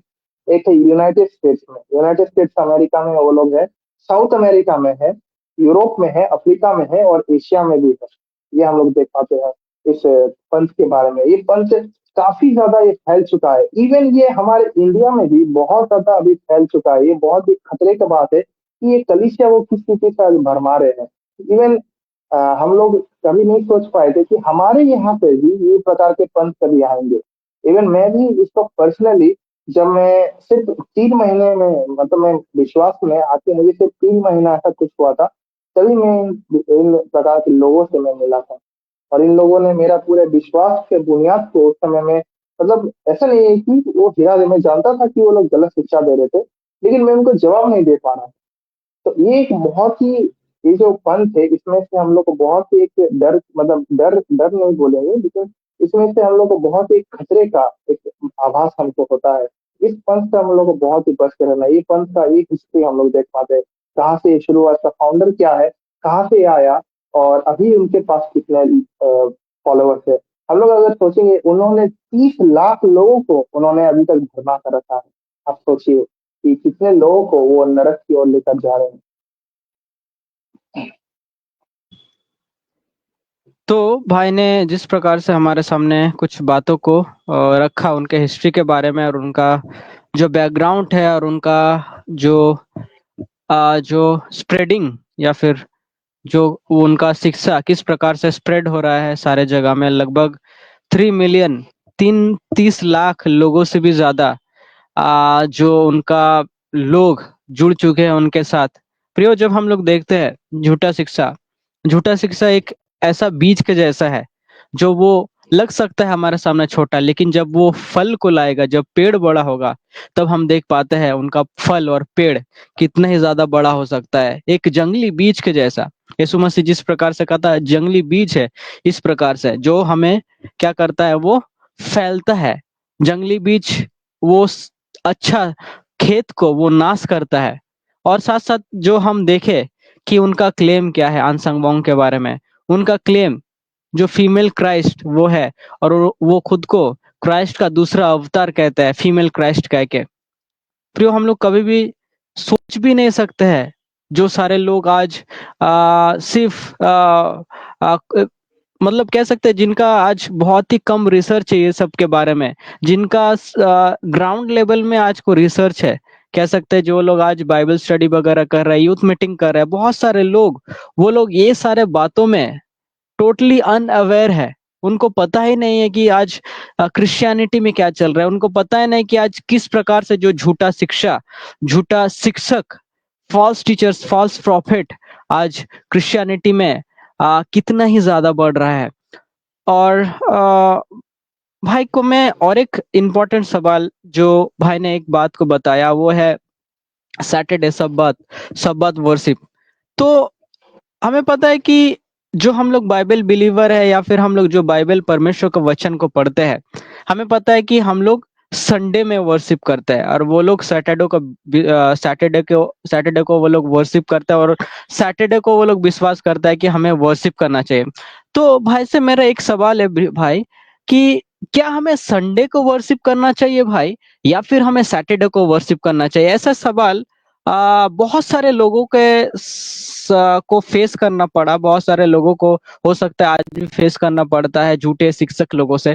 तो भाई हमें क्या सैटरडे को वर्शिप करना चाहिए अकॉर्डिंग टू जिस प्रकार से उन्होंने बात को बताया, और वो लोग जिस प्रकार से वर्सेस को भी दिखाते हैं, या फिर हमें संडे वर्शिप करना चाहिए? एक विश्वासी को संडे में वर्शिप करना चाहिए या फिर सैटरडे को? सबसे पहले जो चीज को हम लोग देखते हैं कि अम, सबसे पहले जो चीज को हम लोग देखते हैं यहाँ पे कि साबत के बारे में। जो साबत है उसको हम लोग मतलब जानते हैं कि पुराने नियम में एक परमेश्वर ने एक नियम दिया था, इजरायलियों को एक नियम दिया था कि तुमको क्या करना है, तुमको साबत करके पालन करना है। वो हम लोग जब अ, जब हम लोग उत्पत्ति को भी हम जब पढ़ते हैं, जेनेसिस को भी पढ़ते हैं एक अध्याय में, यहाँ पर भी हम इस बात को देख पाते हैं कि हम लोगों को क्या करना है। मतलब हम लोग को नहीं, मतलब वो इस बात को कहते हैं कि मतलब परमेश्वर वहां पर इस बात को कहते हैं कि जैसे कि मैंने विश्राम लिया, तुम भी क्या करो, विश्राम को लो करके ऐसा करके बताया है। तो यहाँ पर जब हम लोग शब्बात को देखते हैं, यानी कि विश्राम, इसका मतलब क्या है? मतलब जो शब्द है शब्बात, उसका मतलब क्या है? शब्बात एक हिब्रू वर्ड है, और इसका जो मतलब है, उसका मतलब है रेस्ट, विश्राम, या सीजेशन, मतलब कि उसमें से निकल जाना या उसमें से हट जाना। ये चीज इसका मतलब है शब्द। तो यहाँ पर जब हम लोग देखते हैं शब्द, ये जो शब्द है, ये ये जो शब्द है, ये किन लोगों को पालन करना था? हम लोग देखते हैं पुराने नियम में ये जो यहूदी लोग हैं उनको ये चीज पालन करना था, उनको ये नियम दिया गया था। उसके बारे में हम लोग कहाँ पे देख पाते हैं? वो हम लोग देख पाते हैं, सबसे पहले हम लोग को, मतलब सबसे पहले विभिन्न जगह पे मिलता है, उसमें से एक एक जगह है जहाँ पे हम लोग देख पाते हैं, एक्सोडस, निर्गमन, उसका 20 अध्याय 8 से 10 पद। ठीक है, इसको हम लोग पढ़ेंगे नहीं क्योंकि हम लोग ऑलरेडी बहुत ही समय हम लोग का निकल चुका है। मैं बस बता देता हूँ, निर्गमन 20 अध्याय 8 से 10 तक। और एक जगह है जहाँ पर हम लोग देख पाते हैं, निर्गमन उसका 21 अध्याय 16 से लेकर 17 तक। ठीक है, मेन हम लोग जो वचन वचन को आपको पढ़ना है वो है निर्गमन उसका 21 अध्याय 16 और 17 पद। यहाँ पर साफ साफ ये बात लिखा हुआ है परमेश्वर के वचन में कि ये किन लोग को पालन करना है। लिखा है यहाँ पे जो इज़राइल के जो संतान है उन लोग को ये दिवस पालन करना है, ऐसे हम लोग देख पाते हैं। परमेश्वर का वचन यहाँ पर हम लोग पढ़ पाते हैं। और एक बात लिखा है, ये एक चिन्ह के रीति से था। ठीक है, 17 पद में आप जब पढ़ेंगे, लिखा है ये चिन्ह के रीति से था। ठीक है, किस चीज का चिन्ह था? ये परमेश्वर और ये इज़राइल इज़राइल का जो घराना था उनके बीच में जो ये चिन्ह था। क्या है वहां पे? और एक शब्द लिखा है कि ये एक ऐसा प्रकार का नियम है जो उनके लिए सदा के लिए है। मतलब ये जो यहूदियों के लिए ये सदा का नियम है। ठीक है, ये चीज हम लोग को बहुत ही गौर करने वाला बात है। ठीक है, ये जो नियम है, जिस नियम के बारे में हम लोग पढ़ रहे हैं कि मतलब जो सब का दिन पालन करना, ये असल में विशेष करके ये यहूदियों के लिए था। हाँ, अगर उस समय में, जब पुराने नियम में, उस समय में अगर कोई भी व्यक्ति अगर इजरायलियों के बीच में अगर रहता था या इजरायलियों के अधीन में वो रहता था, तो उन लोग को जरूरी था कि वो भी ठीक वैसा ही करे, मतलब विश्राम बार को जैसे वो लोग कोई भी काम ना करे।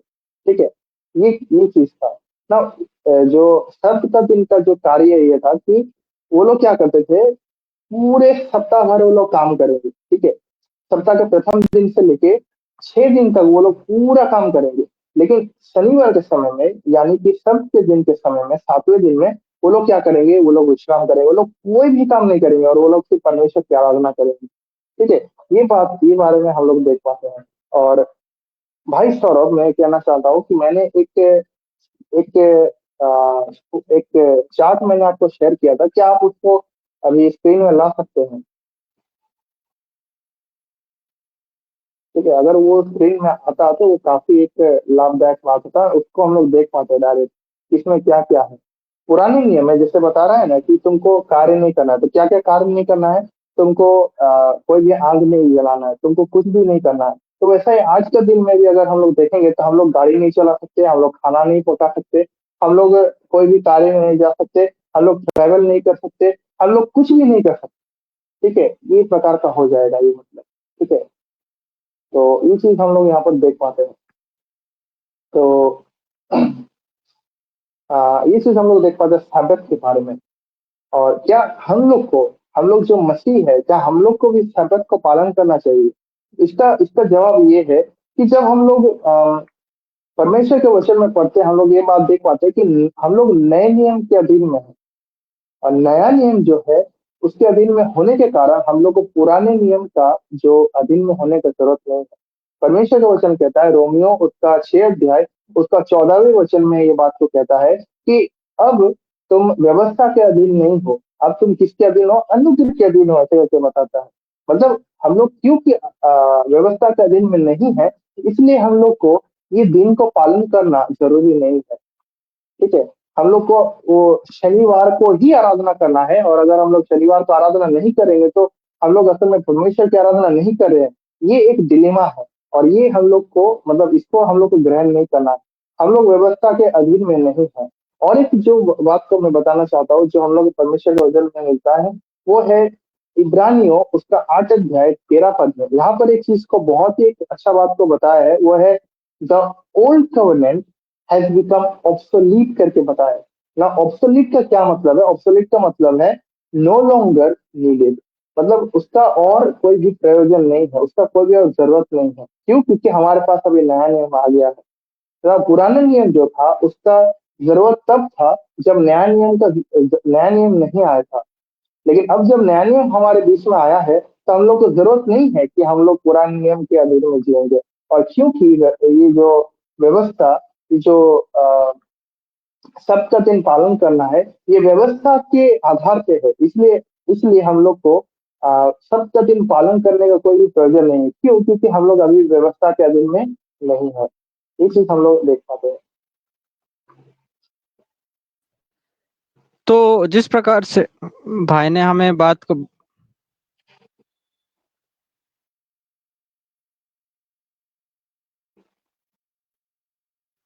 मेरा मेरा वॉइस क्या डबल हो रहा है क्या?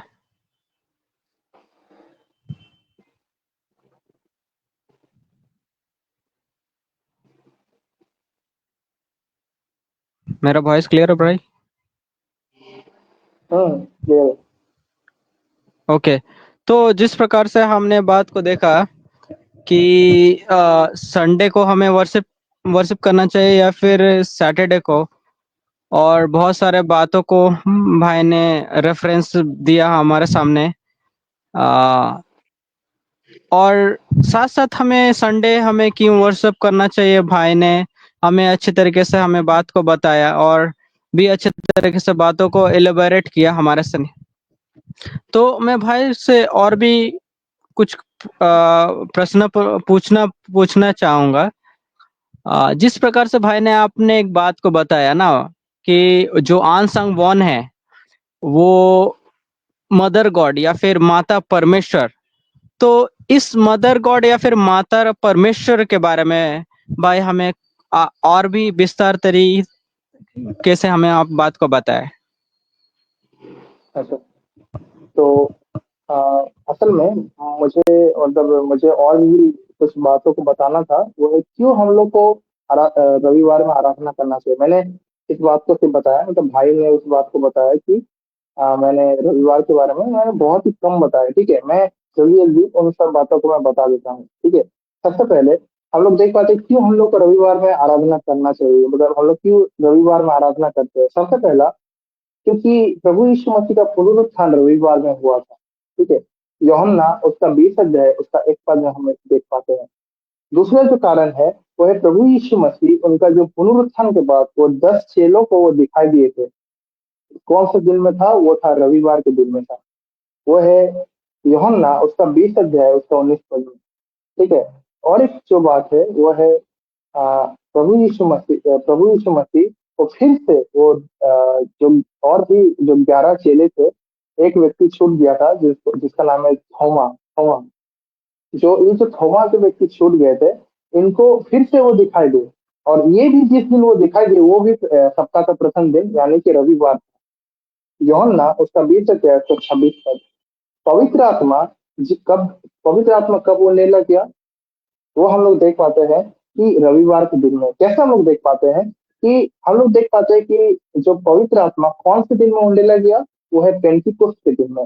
और जब हम लोग लेवी व्यवस्था उसका 23 का 16 में देखते हैं, वहां पर देख पाते हैं कि जो पेंटिकोस्ट का दिन वो मतलब जो व्यवस्था का आधार पे वो हमेशा वो रविवार को ही गिरता है। तो पवित्र आत्मा भी उस समय उंडेला गया जिस दिन रविवार था। और हम लोग देख पाते हैं कि पहला सुसमाचार जहाँ पे प्रचार किया गया मंडली के सामने, मतलब लोगों को बताया, एक मंडली जब वहां पर स्थापित हुआ, 3,000 लोग वहां पे लोगों ने विश्वास किया, बपतिस्मा लिया और वो लोग कलीसिया में जुड़ गए। ये किस दिन हुआ? ये भी रविवार के दिन में ही हुआ। जब हम लोग देखते हैं उसको हम लोग देख पाते हैं प्रेरितों के काम 2 अध्याय 14 पद में ना। जब हम लोग पेंटिकोस्ट के दिन में देखते हैं, वो एक ही साथ में एक ही घटना जुड़ा हुआ है। पेंटिकोस्ट के दिन में ये सब हुआ, इसीलिए हम लोग जान पाते हैं कि ये रविवार में हुआ। और जब हम लोग 6 नंबर पॉइंट को देखते हैं, वो ये है कि प्रेरित पौलुस भी वो रोटी तोड़ने के लिए, ठीक है, रोटी तोड़ने के लिए वो सप्ताह के प्रथम दिन वो इकट्ठा हुए थे। ठीक है, हम लोग जब भविष्य में जब हम लोग प्रभु भोजन के बारे में देखेंगे तो हम लोग इसके ऊपर थोड़ा आलोचना करेंगे। वो लोग क्या कहते हैं, ये एक प्रकार का पर्व था और इस पर्व को वो पालन कर रहे थे। इसी कारण से क्या था कि वो मतलब वो उस जगह पे गए थे रोटी तोड़ने के लिए। ठीक है, तो ये वो लोग एक झूठा प्रकार का शिक्षा देने की कोशिश करते हैं। तो इसके बारे में हम लोग भविष्य में देखेंगे जब हम लोग प्रभु भोज को डील करेंगे ना। अभी के लिए जो फेक फॉलोअर्स को देख पाते हैं कि वो भी सप्ताह के प्रथम दिन वो क्या करने प्रभु भोजन के लिए रोटी रोटी तोड़ने के लिए वो लोग इकट्ठा हुए। और वो हम लोग देख पाते हैं प्रेरितों का काम 20 अध्याय उसका 7 पद में। और एक जगह पे हम लोग देख पाते हैं पहला कुरिन्थियों तो उसका 16 अध्याय में, जहाँ पे हम लोग देख पाते हैं कि सप्ताह के प्रथम दिन सप्ताह के प्रथम दिन प्रेरित पौलुस ने जो कुरिन्थ का जो मंडली था, कोरिन्थ का जो मंडली था, वहां पर हम लोग देख पाते हैं कि उन लोगों को उन्होंने निर्देश दिया था कि वो लोग भी जो ऑफरिंग को दान को वो लोग इकट्ठा करेंगे। और वो कब इकट्ठा करेंगे? वो भी सप्ताह के प्रथम दिन करके। ठीक है, तो ये सब चीज सप्ताह के प्रथम दिन हो रहा है ऐसे करके हम लोग देख पाते हैं। ठीक है, हमारे पास समय नहीं है, नहीं तो हम लोग आने वाले समय में हम लोग कोशिश करेंगे कि हम लोग ये भी चीज को देखें कि जो पहला शताब्दी का जो कलीसिया था उसमें भी एक व्यक्ति था जिसका नाम है जस्टिन मार्टर करके। ये जो व्यक्ति था चर्च फादर, ये चर्च फादर थे अर्ली चर्च हिस्ट्री में ना। जो मतलब पहला शताब्दी का जो कलीसिया था, वो भी उन्होंने रविवार में उन्होंने आराधना करके उन्होंने अपने मतलब उन्होंने अपने लेख में लिखा है कि रविवार में हम लोग को आराधना करना है बोल के। ठीक है, तो ये चीज हम लोग देख पाते हैं। तो अभी जब हम लोग भाई ने हम मुझे जो बताया वो है माता यरूशलेम के बारे में, तो मैं उन उसके बारे में अभी हम लोग देखेंगे ना। ये लोग जो माता यरूशलेम के बारे में जब बात करते हैं, ये लोग कहते हैं कि माता यरूशलेम मतलब ये जो माता यरूशलेम है या जो मदर गॉड है, जो माता ईश्वर है, ये क्या है? ये एक मतलब इसको एक तरीके से बताया गया है, मतलब समझा गया है, वो है परमेश्वर का जो इमेज है, परमेश्वर का जो स्वरूप है, प्रतिमूर्ति है, उसके आधार पर समझा गया। जैसे कि उत्पत्ति उसका 1 अध्याय 26 पद में क्या लिखा है कि 1 अध्याय 26 पद में क्या लिखा है कि आओ हम मनुष्य को अपनी समानता में बनाएंगे। ठीक है, तो वहां पे बोल रहा है आओ हम, तो यहाँ पे वो लोग ट्विस्ट करके बोलते हैं कि यहाँ पे जो हम है वो माता परमेश्वर को पिता परमेश्वर बात कर रहा है। मतलब जो पिता परमेश्वर है वो माता परमेश्वर से बात कर रहा है कि आओ हम दोनों मिलके हम लोग क्या करेंगे, हम लोग मनुष्य को बनाएंगे। और वो हम लोग क्या किस तरीके से देख पाते हैं, वो कहते हैं कि देखो आदम, आदम कौन है, पुरुष है। ठीक है, और हवा क्या है, वो नारी है। और परमेश्वर ने उसको अपनी समानता में बनाया। ठीक है, उस परमेश्वर ने उसको अपनी समानता में बनाया। इसलिए क्या है, वो दोनों क्या है, मतलब इसके आधार पर हम लोग देख पाते हैं कि पिता परमेश्वर की जो इमेज में आदम को बनाया गया और माता परमेश्वर का जो इमेज में उसको हवा को बनाया गया। इस प्रकार का वो लेकर आते हैं, मतलब आर्ग्यूमेंट को लेकर आते हैं।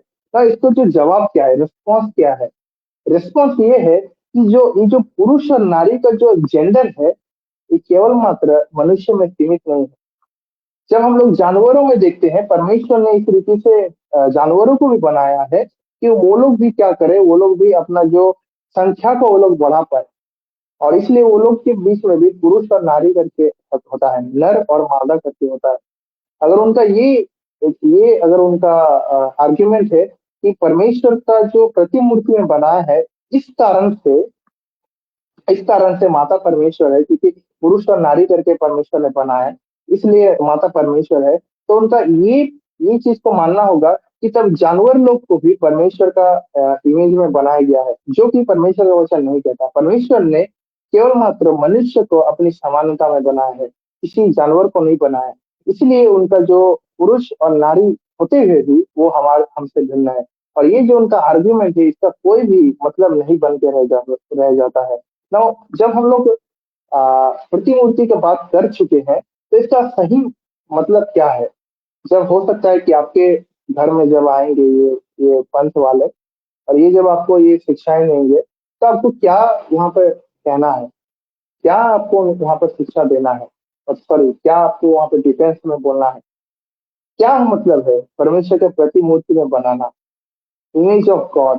ना इसका 3 मतलब मैं बताना चाहूंगा। सबसे पहला है कि we have conscious we have conscious, यानी कि हमारे पास विवेक है। ठीक है, और दूसरा जो है वो ये है कि दूसरा ये है हमारे पास फ्री विल है, मतलब हमारे पास चुनने का क्षमता है, हमारे पास चुनने का शक्ति है, ये हम लोग देख पाते हैं। और जो तीसरा चीज हम लोग देख पाते हैं वो है परमेश्वर का जो नैतिक स्वभाव है, परमेश्वर का जो नैतिक गुण है, उसके बारे में हम लोग देख पाते हैं। ठीक है, परमेश्वर का जो नैतिक गुण है उसके बारे में देख पाते हैं। मतलब कि परमेश्वर परमेश्वर के गुण में हम लोग क्या देख पाते हैं, उसके पास दया है। ठीक है, उसके पास दया है, और उसके पास लोगों के प्रति वो क्षमा करना जानता है। ठीक है, लोगों के प्रति वो मतलब नर्म दिल है, और भी प्रेम करता है वो। और हम लोग देख पाते हैं कि वो मतलब वो अच्छे और बुरे का ज्ञान जानता है। ये सब चीज क्या है, ये सब चीज जो मॉरल एट्रीब्यूट्स है, मतलब जो नैतिक स्वभाव है परमेश्वर के अंदर, वो हमको दिया गया है परमेश्वर के स्वरूप में बनाने का मतलब ये हम लोग देख पाते हैं। ये जब माता ईश्वर के बारे में हम लोग देखते हैं, तो क्या भाई सौरभ इसमें नहीं है।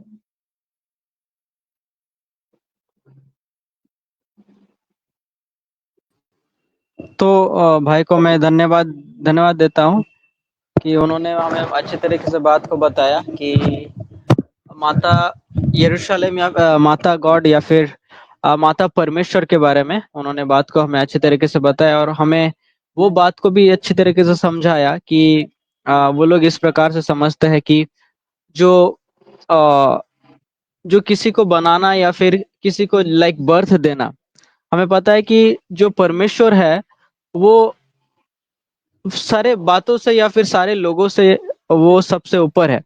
और जो परमेश्वर है उनका जो अस्तित्व है वो मनुष्य का अस्तित्व से बहुत ही अलग है। वो बात को हमें समझना चाहिए, क्योंकि परमेश्वर जो है वो गॉड बीइंग है और हम जो है वो ह्यूमन बीइंग है। और जो ये प्रोड्यूस या फिर जो फलना फूलना जिस प्रकार से वचन हमें बात को बताता है, वो सिर्फ परमेश्वर अपना क्रिएशन को ही या फिर अपने हाथों से बनाए हुए लोगों को, और जो हम लोग भाई ने जिस प्रकार से बात को बताया, जो क्रीचर्स है, जानवर है, उनको ही प्रदान उन्होंने किया, ना कि परमेश्वर ने खुद को इस प्रकार से एबल किया कि वो खुद ऐसे बातों में वो खुद को ला पाए या फिर ऐसे बातों में वो लग पाए। तो भाई को मैं धन्यवाद देता हूँ, अच्छे तरीके से उन्होंने हमें हमारे सामने बात को बताया। तो हम लोग आगे बढ़ेंगे, और यदि आप लोग आप लोगों का अगर कोई भी सवाल है या फिर आप लोग अगर कुछ पूछना चाहते हो तो ऑब्वियसली आप लोग कमेंट कर सकते हैं, ताकि हम लोग अच्छी तरीके से इस डिस्कशन में और भी आगे बढ़े। तो भाई ने जिस प्रकार से एक बात को बताया, और उन्होंने बात को इस प्रकार से बताया, जब ट्रिनिटी के ऊपर ना, ट्रिनिटी के ऊपर भाई ने एक बात को बताया, और साथ साथ भाई ने एक बात को भी हमारे सामने इस प्रकार से बताया कि जब आदम और हवा को, हमें पता है कि पिता परमेश्वर, पुत्र परमेश्वर और पवित्र आत्मा परमेश्वर जो है, आ, हमारे अकॉर्डिंग, हमारे विश्वास के अकॉर्डिंग ट्रिनिटी है। लेकिन प्रिय, वो लोगों का जो मानना है, उन लोगों का जो सोचना है, उन लोगों का सोचना इस प्रकार से है, आदम और हवा को जब परमेश्वर ने बनाया तो ऑब्वियसली परमेश्वर ने भी ऐसे करके लाइक ह्यूमन बीइंग के जैसा ही उन लोग ने आदम और हवा को प्रोड्यूस किया। और हमें पता है कि जो परमेश्वर है, वो वो अनंतकालीन है, या फिर परमेश्वर जो है वो हमें जीवन देने वाला परमेश्वर है।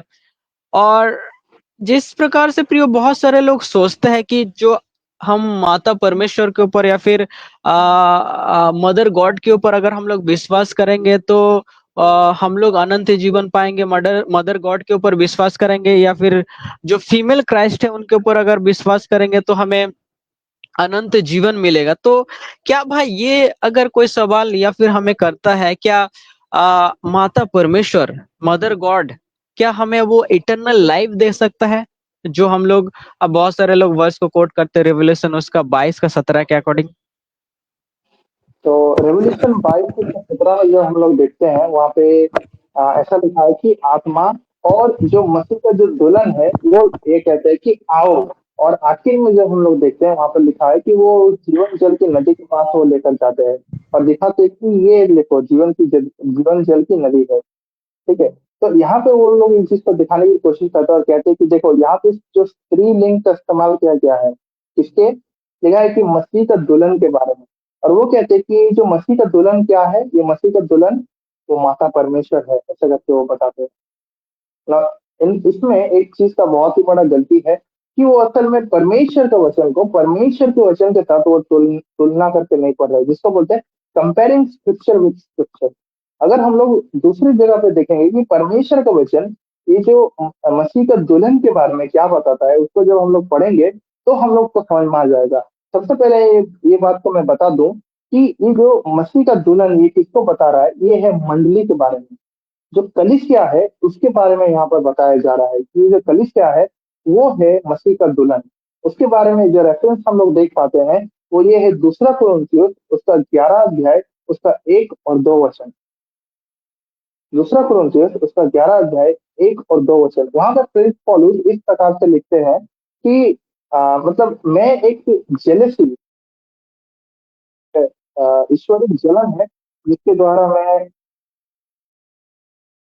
चल रहा हूँ। और वो क्या कहते हैं कि मतलब जो मैं ईश्वरिक जलन के द्वारा मैं जल रहा हूँ और मैं क्या चाहता हूँ कि मैं तुम्हें मतलब ये जो कोरिन्थ का मंडली है, कलीसिया है, उसको ये कहते हैं कि मैं तुमको मसीह के सामने एक मतलब एक वर्जिन के रूप में, मतलब एक कुंवारी कन्या के रूप में मैं मतलब दिखा पाऊँ। इसलिए क्योंकि वो तुम्हारा दूल्हा है, ऐसे करके हम लोग देख पाते हैं। मैं बस उस वचन को पढ़ नहीं रहा हूँ, मैं बस उसको बस एक मतलब उसको मैं क्या कर रहा हूँ, मैं उसको जस्ट पैराफ्रेज करके बता रहा हूँ, इसलिए शायद उसमें आपको मतलब शब्द ब शब्द आपको ना मिले। लेकिन ये चीज वहां पर लिखा है कि प्रेरित पौलुस जो जब जब वो इस दुल्हन या दूल्हे के बारे में बता रहा है, वो असल में मंडली और प्रभु यीशु मसीह के बारे में ही बता रहे हैं। मतलब यहाँ पर इस रेफरेंस में बस साफ साफ लिखा है कि हम लोग जो मसीह में हम लोग, जो मसीह का जो कलीसिया में हम लोग जो जुड़े हुए हैं, हम मसीह का दुल्हन है। वो हमारे बारे में वहां पर बताया गया है, जो कलीसिया के बारे में बताया गया है। और एक जगह पे देख पाते हैं, यहाँ पर साफ साफ नहीं लिखा है, लेकिन हम लोग जब उसको सही मन से जब पढ़ते हैं तो हम लोग समझ में आता है। वो ये है इफिसियो उसका 5 अध्याय 22 और 23 वचन। हाँ, इफिसियो 5 अध्याय उसका 22 और 23 वचन। वहां पर हम लोग ये बात को देख पाते हैं कि जो मतलब वहां पर क्या प्रभु जो प्रेरित पौलुस बताता है कि जैसे कि जैसे कि प्रभु यीशु मसीह ने कलीसिया से प्रेम किया और अपने आप को उसके लिए दे दिया, ठीक वैसा ही तुम भी हे मतलब हे पतियों, अपनी पत्नी को वैसा ही प्रेम करो जैसा कि प्रभु यीशु मसीह ने भी कलीसिया से प्रेम किया। तो यहाँ पे एक पति और पत्नी को, उसको पति और पत्नी का जो एनालॉजी है उसको इस्तेमाल करके कहाँ पे इस्तेमाल किया, वो है कलीसिया और प्रभु यीशु मसीह का बीच में जो प्रेम है, प्रभु यीशु मसीह ने जो कलीसिया के लिए जो किया है उसको उन्होंने इस्तेमाल किया और उन्होंने कलीसिया के साथ में जोड़ा। ये बताया कि कलीसिया वो दुल्हन है और जो हस्बैंड है वो है प्रभु यीशु मसीह। ठीक है, तो यहाँ पर वो चीज को हम लोग देख पाते हैं। यहाँ पे माता ईश्वर के बारे में नहीं बताया गया है, यहाँ पे बताया गया है कि प्रभु यीशु मसीह वो दूल्हा है। और ये बताया गया है कि जो ब्राइड ऑफ क्राइस्ट है, ये जो मसीह का जो दुल्हन है, ये है ये है मसीह का जो कलीसिया, उसके बारे में। हाँ, ऐसा कैसे हो सकता है? क्या वो क्या वो ये वचन को किस रीति से वो लोग प्रदर्शित करते हैं? वो बोलते हैं कि कौन अनंत जीवन दे सकता है, कौन अनंत जीवन दे सकता है? वो कहते हैं कि अनंत जीवन केवल मात्र परमेश्वर दे सकता है। और यहाँ पर जो बता रहा है कि मसीह का देह, मतलब जो सॉरी, मसीह का दुल्हन बोल रहा है कि आओ। और यहाँ पर देखो कि यहाँ पे जीवन जल की नदी मतलब अनंत जीवन है, वो कहना चाहते हैं। तो कौन अनंत जीवन दे सकता है? तो कहते हैं कि केवल माता परमेश्वर। यहाँ पे स्त्रीलिंग इस्तेमाल किया है, तो यहाँ पे माता परमेश्वर के बारे में जिक्र किया है। माता परमेश्वर वो अनंत जीवन देते हैं, ऐसे करके बता रहे हैं। हम लोगों ने पहले देखा कि माता ईश्वर का अस्तित्व परमेश्वर के वचन के आधार पर नहीं है। वो जिस जिस वचन को इस्तेमाल करते हैं माता परमेश्वर का अस्तित्व बताने के लिए, वो सब झूठा है। और जब हम लोग अभी देखते हैं इस क्वेश्चन में, यहाँ पर भी हम लोग देख पाते हैं कि यहाँ पर भी मतलब बाकी जब हम लोगों ने वचन के साथ दूसरे वचन को जब हम लोगों ने कंपेयर किया, लोग ये बात को देख पाते हैं कि ये जो मसीह का जो दुल्हन है, ये कलीसिया है। इस बारे में हम लोग देख पाते हैं मसीह का जो दुल्हन है वो कलीसिया है। क्यों यहाँ पर ये वचन को लिखा है कि जो मसीह का दुल्हन है वो बता रहा है कि यहाँ पे जीवन जल की नदी है। नाउ जो कोई भी थोड़ा थोड़ा बहुत थियोलॉजी में निपुण है, जो कोई भी परमेश्वर का तत्व ज्ञान में वो थोड़ा निपुण है, वो ये बात को आसानी से समझ जाएगा। असल में यहाँ पर ये बताना चाहता है जो यूहन्ना जो ये जो दर्शन देख रहा है, परमेश्वर उसको ये दर्शन दिखा रहे हैं। और वो ये बात को कहना चाहते हैं, वो है दृष्टांतिक रूप से पूरा जो ये लिखा है, मतलब जो रेवलेशन है, जो प्रकाशित वाक्य है, वो ज्यादा से ज्यादा वो जो रूपक या दृष्टांतिक रीति से वहां पर वो बात को बताते हैं। और यहाँ पर जब वो बात को बताते हैं कि जो मसीह का जो दुल्हन है वो बता रहा है कि मतलब ये जीवन जल की नदी यहाँ पे है। उनका मतलब ये है कि जो जीवन जल मतलब अनंत जीवन, वो मंडली के द्वारा है या कलीसिया के द्वारा परमेश्वर अनंत जीवन को वो लोगों के पास में लेकर जाते हैं। वो है सुसमाचार। ना हम लोग जानते हैं कि सुसमाचार को जब हम लोग विश्वास करते हैं तो हम लोग को अनंत जीवन मिलता है। हम लोग का पापों से क्षमा होता है, पापों से निजात मिलता है हम लोग को। और इसी के द्वारा हम लोग को अनंत जीवन भी मिलता है। यही चीज को यहाँ पर बताने की कोशिश कर रहे हैं कि जो मसीह का जो दुल्हन है, ये क्या है, इसका जो कार्य है ये लोगों को जाकर बताना कि ये है सुसमाचार, ये है प्रभु यीशु मसीह। इसमें अगर तुम विश्वास करोगे तो तुमको उद्धार मिलेगा। ना साफ साफ शब्दों में इस वचन में, इस कॉन्टेक्स्ट में क्या बताने की कोशिश कर रहा है, वो ये है कि जो अनंत जीवन परमेश्वर लोगों को मंडली के थ्रू, मंडली के द्वारा वो लोगों को वो देते हैं, लोगों को वो इंट्रोड्यूस करते हैं मंडली के द्वारा। ये चीज हम लोग देख पाते हैं इस वचन का मतलब। तो भाई को फिर से धन्यवाद धन्यवाद देता हूँ कि भाई ने हमारे सामने अच्छे तरीके से उन्होंने बात को बताया कि क्या माता या फिर माता परमेश्वर हमें अनंत जीवन देता है। हमें पता है कि जो अनंत जीवन हमें यीशु मसीह का जो सुसमाचार है, जो हम लोग विश्वास करते हैं, उसके द्वारा हमें मिलता है अनंत जीवन। अनंत जीवन को देने वाला कौन है? वो मात्र परमेश्वर और हमारा प्रभु यीशु मसीह, जो हमें अनंत जीवन देता है। तो एक वर्ष को जो लोग लाते हैं, जो रेवल्यूशन उसका 22 का 17 में, वो लोग लाके इस प्रकार से हमारे सामने सम्मुख दिखाते हैं कि जो माता का जो कॉन्सेप्ट है, या फिर जो माता परमेश्वर और अनंत जीवन का जो कॉन्सेप्ट है, वो टोटली रॉन्ग है। जब हम लोग परमेश्वर का वचन को अच्छी तरीके से देखेंगे और परमेश्वर के वचन को अच्छी तरीके से हम लोग स्टडी करेंगे। और एक लास्ट जो सवाल है, जो वो लोग अधिकतर लोग करते हैं, जो कल्ट को स्प्रेड करते हैं, डोर टू डोर कल्ट को स्प्रेड करते हैं, पर्सन टू पर्सन कल्ट को स्प्रेड करते हैं, ग्रुप वाइज, स्टूडेंट वाइज। और बहुत सारे स्टूडेंट्स जो है, बहुत सारे जो लोग हैं, वो लोग अच्छी तरीके से फंस जाते हैं इस वर्ष में। और वो वर्ष है गलतियों उसका 4 का 22।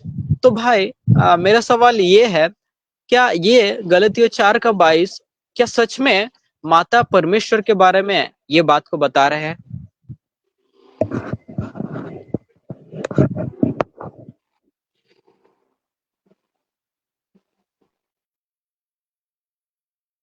तो सबसे पहले हम लोगों ने जैसा अभी लास्ट सवाल को हम लोग जाएंगे, और यहाँ पे जब हम लोगों ने देखा कि भाई सौरभ ने हमको बताया कि ये एक प्रकार का बात को लेकर आते हैं।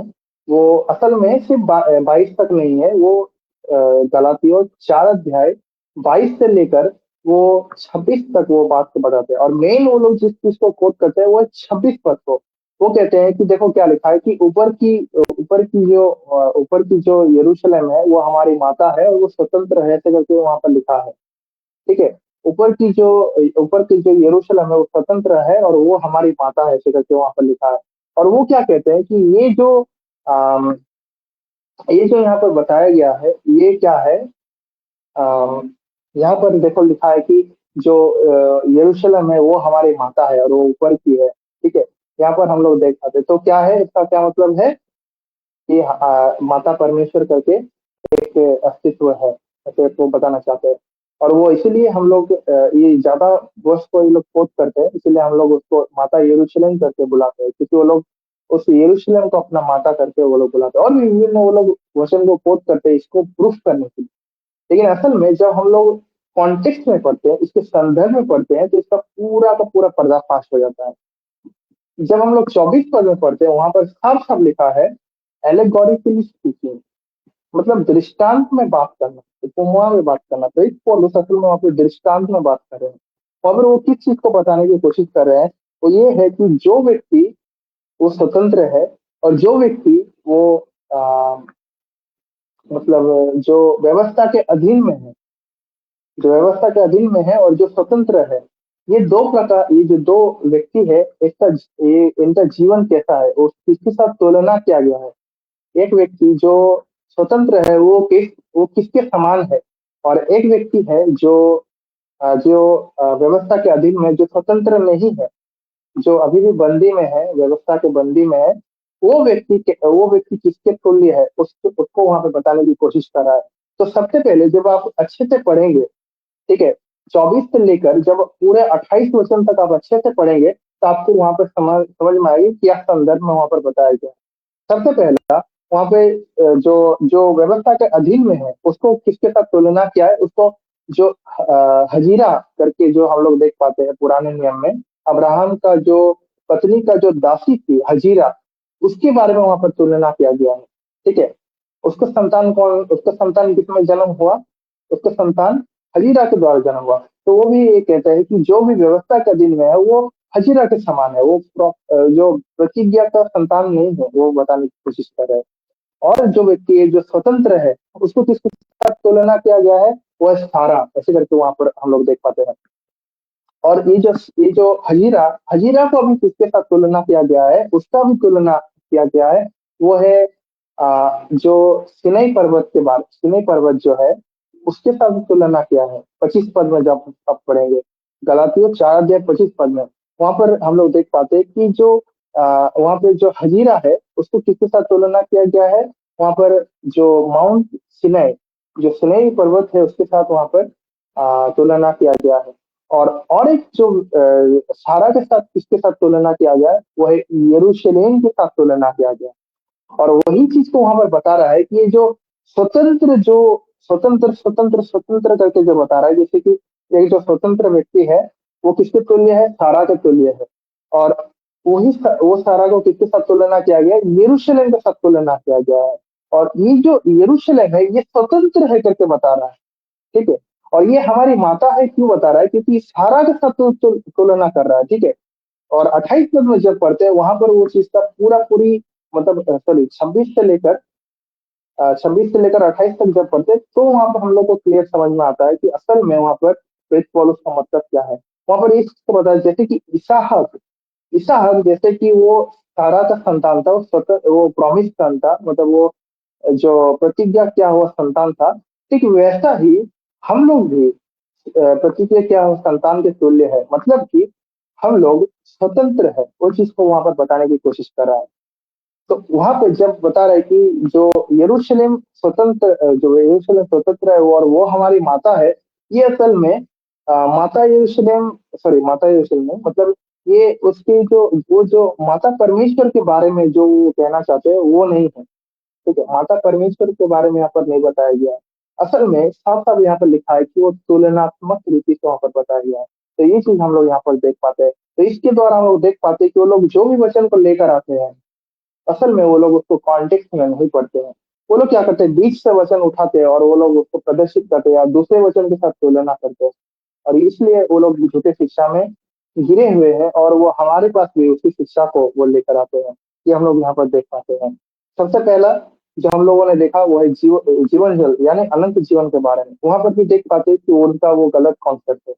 और यहाँ पर भी जो हम लोग देखते हैं, यहाँ पर भी हम लोग यही बात को देख पाते हैं कि वो लोग जो माता यरूशलेम के बारे में बता रहे हैं, यहाँ पर भी उनका जो कॉन्सेप्ट है वो गलत है। तो आशा करते हैं कि आज का जो भी डिस्कशन हुआ, जो कुछ भी हम लोग जितने भी लोग जुड़े हुए थे, चाहे वो एक भी व्यक्ति क्यों ना हो, 2 व्यक्ति क्यों ना हो, और 100 व्यक्ति भी क्यों ना हो, जितने भी लोग हम लोग जुड़े हुए थे, हम सभी को परमेश्वर आशीष करेंगे, जो कुछ भी हम लोगों ने आज सीखा है। भविष्य में हम लोग कोशिश करेंगे, परमेश्वर का इच्छा हुआ तो हम लोग इसके ऊपर आलोचना करेंगे, क्योंकि ये बहुत ही एक बड़ा टॉपिक है। एक ही दिन में इसको चर्चा करके समाप्त करना संभव नहीं है। वैसे भी हम लोगों ने सोचा था कि हम लोग इतना समय नहीं लेंगे, हम लोग 1 घंटे में समाप्त कर देंगे। लेकिन तो एक्सप्लेन करते-करते थोड़ा-थोड़ा इधर-उधर मतलब उन्होंने अपना थॉट शेयर किया, मैंने भी अपना बातों को रखा, तो उसमें थोड़ा समय हो गया। तो हम आशा करते हैं कि परमेश्वर हम जैसे हर एक को सहायता करेंगे, अपने कलीसिया को वो सतर्क करने के लिए इस वीडियो को इस्तेमाल करेंगे, फेसबुक में भी। और भविष्य में मैं भी इसको डाउनलोड करके अपने चैनल में मैं अपलोड करने वाला हूँ यूट्यूब में। मैं इसी फेसबुक का जो नीचे में जो कमेंट बॉक्स है, वहाँ पे मैं लिंक दे दूँगा। ठीक है? तो वहाँ पे आप उसको वहाँ पे भी जाके आप देख सकते हो, वहाँ से भी आप शेयर कर सकते हैं। अगर आप फेसबुक में कोई अगर नहीं है, उसका आप अगर शेयर नहीं कर पा रहे हैं, तो आप उनको भी शेयर कर पाएँगे। तो मैं आशा करता हूँ परमेश्वर हम सभी को सहायता किए हैं, और परमेश्वर के नाम की महिमा होने पाए आज के सेशन के द्वारा।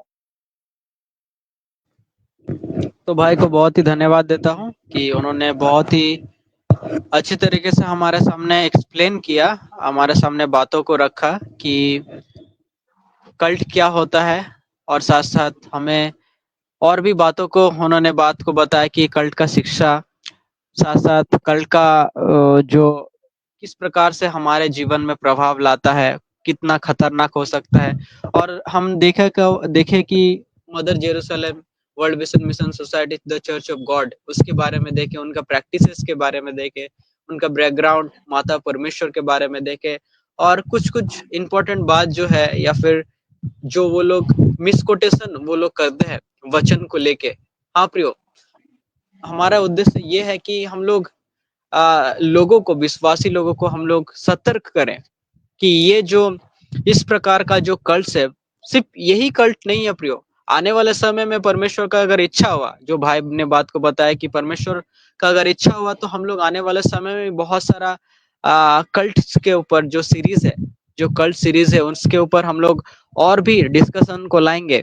और भी बातों को हम लोग देखेंगे कि किस प्रकार से जो डे बाय डे, दिन प्रतिदिन जो कल्ट है वो क्रिश्चियनिटी में किस प्रकार से दरार को डाल रहा है, मसीह की कलीसिया को किस प्रकार से तोड़ रहा है। आज हम लोग ने मदर जेरूशलेम कल्ट के ऊपर देखा। आने वाले समय में हम लोग और भी कल्ट्स के बारे में देखेंगे, और भी बहुत भयानक झूठा शिक्षा जो वो लोग फैलाते हैं प्रैक्टिकली अगर हम लोग देखेंगे, या फिर सिद्धांतिक रूप से आप लोग अगर देखेंगे, सोशली अगर आप लोग देखेंगे, तो हम लोग उनका इम्पैक्ट को हम लोग देख पाते हैं। तो सच में परमेश्वर को हम लोग धन्यवाद देते हैं कि परमेश्वर ने हमें एक मौका को दिया इस सुंदर से समय में एक इम्पोर्टेंट डिस्कशन कल्ट के ऊपर हम लोग लाने का, जो हम लोग डिस्कशन किए हैं। हम लोग विश्वास करते हैं कि जितने सारे जो विश्वासी भाई बहन हमारे साथ जुड़े हैं वो लोग भी बहुत ही आशीषित हुए इस सीरीज के द्वारा, इस स्टडी या फिर इस डिस्कशन के द्वारा। तो परमेश्वर हम सबको सहायता मदद करे आने वाले समय में। यदि आप लोगों का कोई भी सवाल होगा तो हमारे सामने जो चैट बॉक्स है आप लोग दे सकते हैं, या फिर यदि बाद में कोई भी अगर सवाल होगा तो आप लोग डायरेक्ट डायरेक्ट डीएम कर सकते हैं मुझे या भाई को। फेसबुक में आप लोग डीएम कर सकते हैं मुझे या फिर भाई को, तो वो सारे क्वेश्चंस को लेके भी हम लोग डिस्कशन करेंगे Q&A सेशन में। और परमेश्वर को हम लोग धन्यवाद देते हैं, परमेश्वर के नाम की महिमा हो। तो यदि आप लोगों का कोई भी सवाल है तो ऑब्वियसली आप लोग शेयर कर सकते हैं। यदि आप लोगों का अगर कोई भी सवाल नहीं है तो हम लोगों के लिए प्रार्थना कीजिएगा, आने वाले समय में हम लोग और भी सीरीज को ला पाए, और भी झूठे शिक्षक को हम लोग जैसे रिफ्यूट कर पाए, और भी बातों को जैसे आप लोगों के सम्मुख हम लोग परमेश्वर का वचन से हम लोग बयान कर पाए। भाई, अगर आप कुछ बताना चाहते हैं तो आप बता सकते हैं, या फिर हम लोग प्रार्थना करके हम लोग इस हमारा इस सेशन को हम लोग खत्म कर सकते हैं। बस मैं यही बात को बताना चाहता हूँ कि ये जो एक जो कल्ट है, इसने मेरे जीवन में भी एक बहुत ही एक बुरा प्रभाव को डाला था। और इसी कल्ट की वजह से मैं एपोलोजेटिक जो शिक्षा, एपोलोजेटिक्स का जो स्टडी है, मैंने इसको स्टार्ट किया था इसी कल्ट की वजह से। हाँ, और ये जो कल्ट है इसका शायद पता नहीं, आप लोग जो भी देख रहे हैं अपने अपने जगह पर, आप कभी उनसे मिले हैं या नहीं।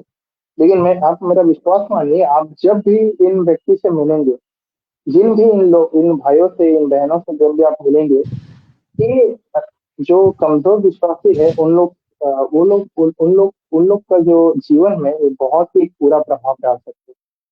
अगर हम लोग अभी अपने कलिशा को अगर हम लोग सतर्क नहीं करेंगे, अगर हम लोग खुद भी सतर्क नहीं होंगे, अगर हम लोग खुद भी परमेश्वर का वचन में अगर हम लोग नहीं बढ़ेंगे, तो ये जो कलिसिया, ये जो पंथ है, ये जो कल्ट है, ये धीरे धीरे हमारे कलिसिया को वो खा जाएगा।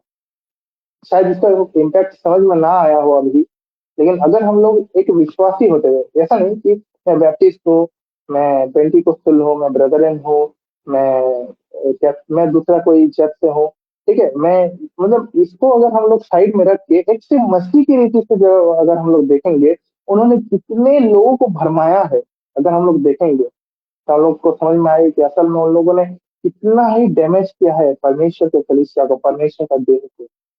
बहुत ज्यादा उन्होंने डैमेज किया। हम लोगों ने सुना कि 30 लाख लोगों को उन्होंने भरमा के रखा है। आइए भाइयों और बहनों, हम लोग जैसे अपने अपने आप को सतर्क करें, हम लोग जैसे खुद भी सतर्क हो, और हम लोग जैसे लोगों को भी सतर्क करें। इस वीडियो को शेयर करने के द्वारा आप भी बहुत सारे लोग आप सतर्क कर सकते हैं। परमेश्वर हम सभी को सहायता करे, परमेश्वर हम सभी को अनुग्रह करे कि हम लोग जैसे सतर्क रहे। जैसे कि भाई ने कहा, प्रार्थना कीजिएगा जिससे हम लोग भी आने वाले समय में इस सीरीज को कंटिन्यू कर पाए। सिर्फ इस सीरीज को कंटिन्यू कर पाए ऐसा नहीं, लेकिन और भी बहुत सारे सीरीज को जैसे ला पाए। जैसे कि सिर्फ मदर जेरूशलेम कल्ट को हम लोग अभी डील कर रहे हैं, भविष्य में जैसे और भी, जैसे जेवा विटनेस हुआ, सेवन डे एडवांटेज हुआ, इन सभी जैसे कल्ट को हम लोग डील कर पाए। ठीक है, अब आप प्रार्थना कीजिए जिससे हम लोग जो कार्य, जो बहुत सारे कलीसिया में जो आज जरूरत है, वो जैसे उन तक पहुंचने पाए। ये जो वीडियो है, ये शायद आपके आपके लिए शायद इतना जरूरतमंद ना ठहरा हो आज, शायद वो भविष्य में जरूरतमंद ठहरे। या हो सकता है कि एक और व्यक्ति है जो शायद जरूरतमंद हो इस वीडियो के लिए, उस तक जैसे ये वीडियो पहुंच पाए, आप प्रार्थना कीजिएगा। परमेश्वर हम सभी को अनुग्रह करे। यही मैं कहना चाहता था, पर मेरी मेरी तरफ से सभी को जय मसीह की। ठीक है, भाई को धन्यवाद देते। तो आइए हम लोग अंतिम प्रेयर करके हमारा इस सेशन को हम लोग समाप्त करें। आइए हम लोग प्रार्थना करते हैं और इस सेशन के लिए परमेश्वर को धन्यवाद देते हैं।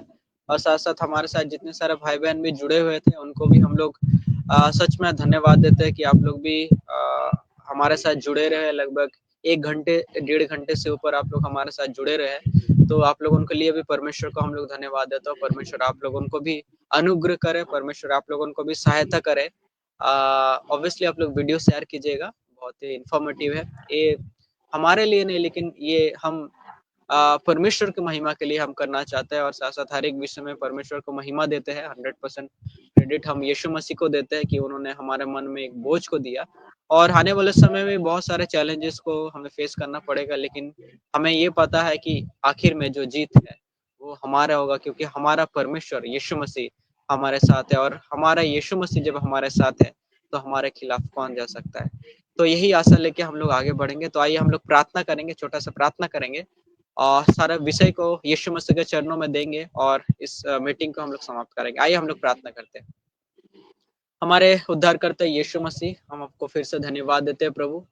आप सच में महान है, सर्वशक्तिमान है, राजाओं के राजा, प्रभु के प्रभु। प्रभु हमको कोटि कोटि धन्यवाद देते हैं प्रभु हर एक विषय के लिए। सच में प्रभु, जो आपने हमारे मनों में जो बोझ को दिया प्रभु ये आप ही की तरफ से है प्रभु। और प्रभु जो ज्ञान प्रभु जो हमने प्राप्त किया प्रभु, ये प्रभु हमारे ज्ञान नहीं प्रभु, लेकिन आप ही की तरफ से प्रभु। तो सारे विषय में प्रभु हम यीशु मसीह को हम लोग समर्पित करते हैं।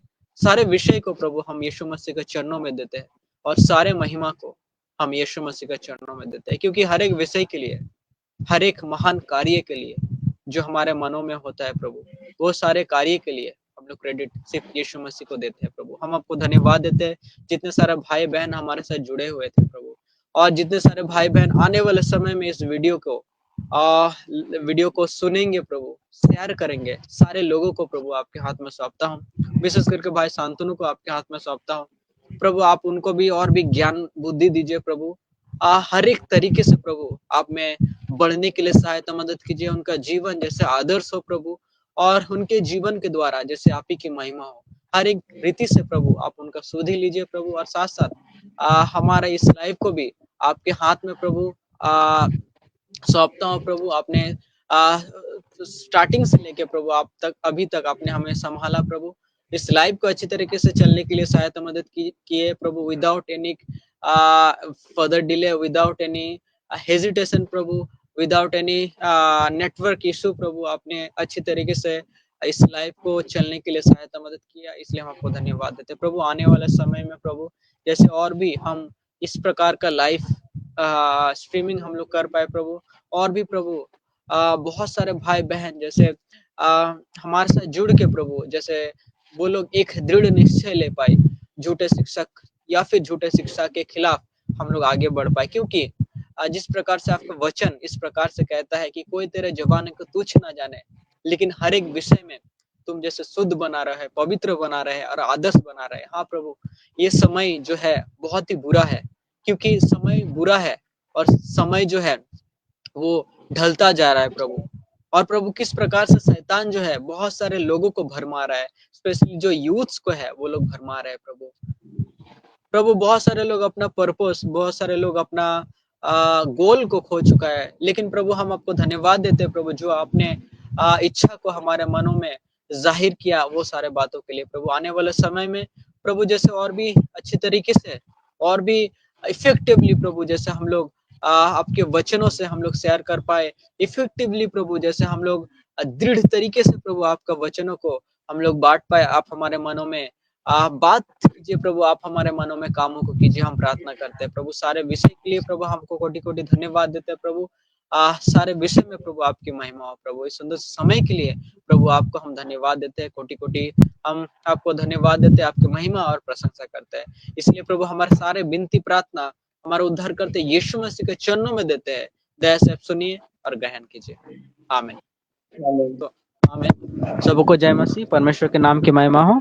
सबको गुड नाइट और थैंक यू हमारे साथ जुड़ने के लिए। ऑब्वियसली आप लोग वीडियो को शेयर कीजिए, अपना व्हाट्सएप ग्रुप में हो, अपना यूथ ग्रुप में है, अपना चर्च ग्रुप में हो, ताकि वो सारे लोग भी अवेयर हो पाए किस प्रकार से झूठा शिक्षा से हमें बचना है, और परमेश्वर का वचन में हमें दृढ़ तरीके से, हमें मजबूती से हमें खड़े रहना है, और आगे आने वाले समय में परमेश्वर के नाम की महिमा करना है। तो सबों को जय मसीह की। धन्यवाद।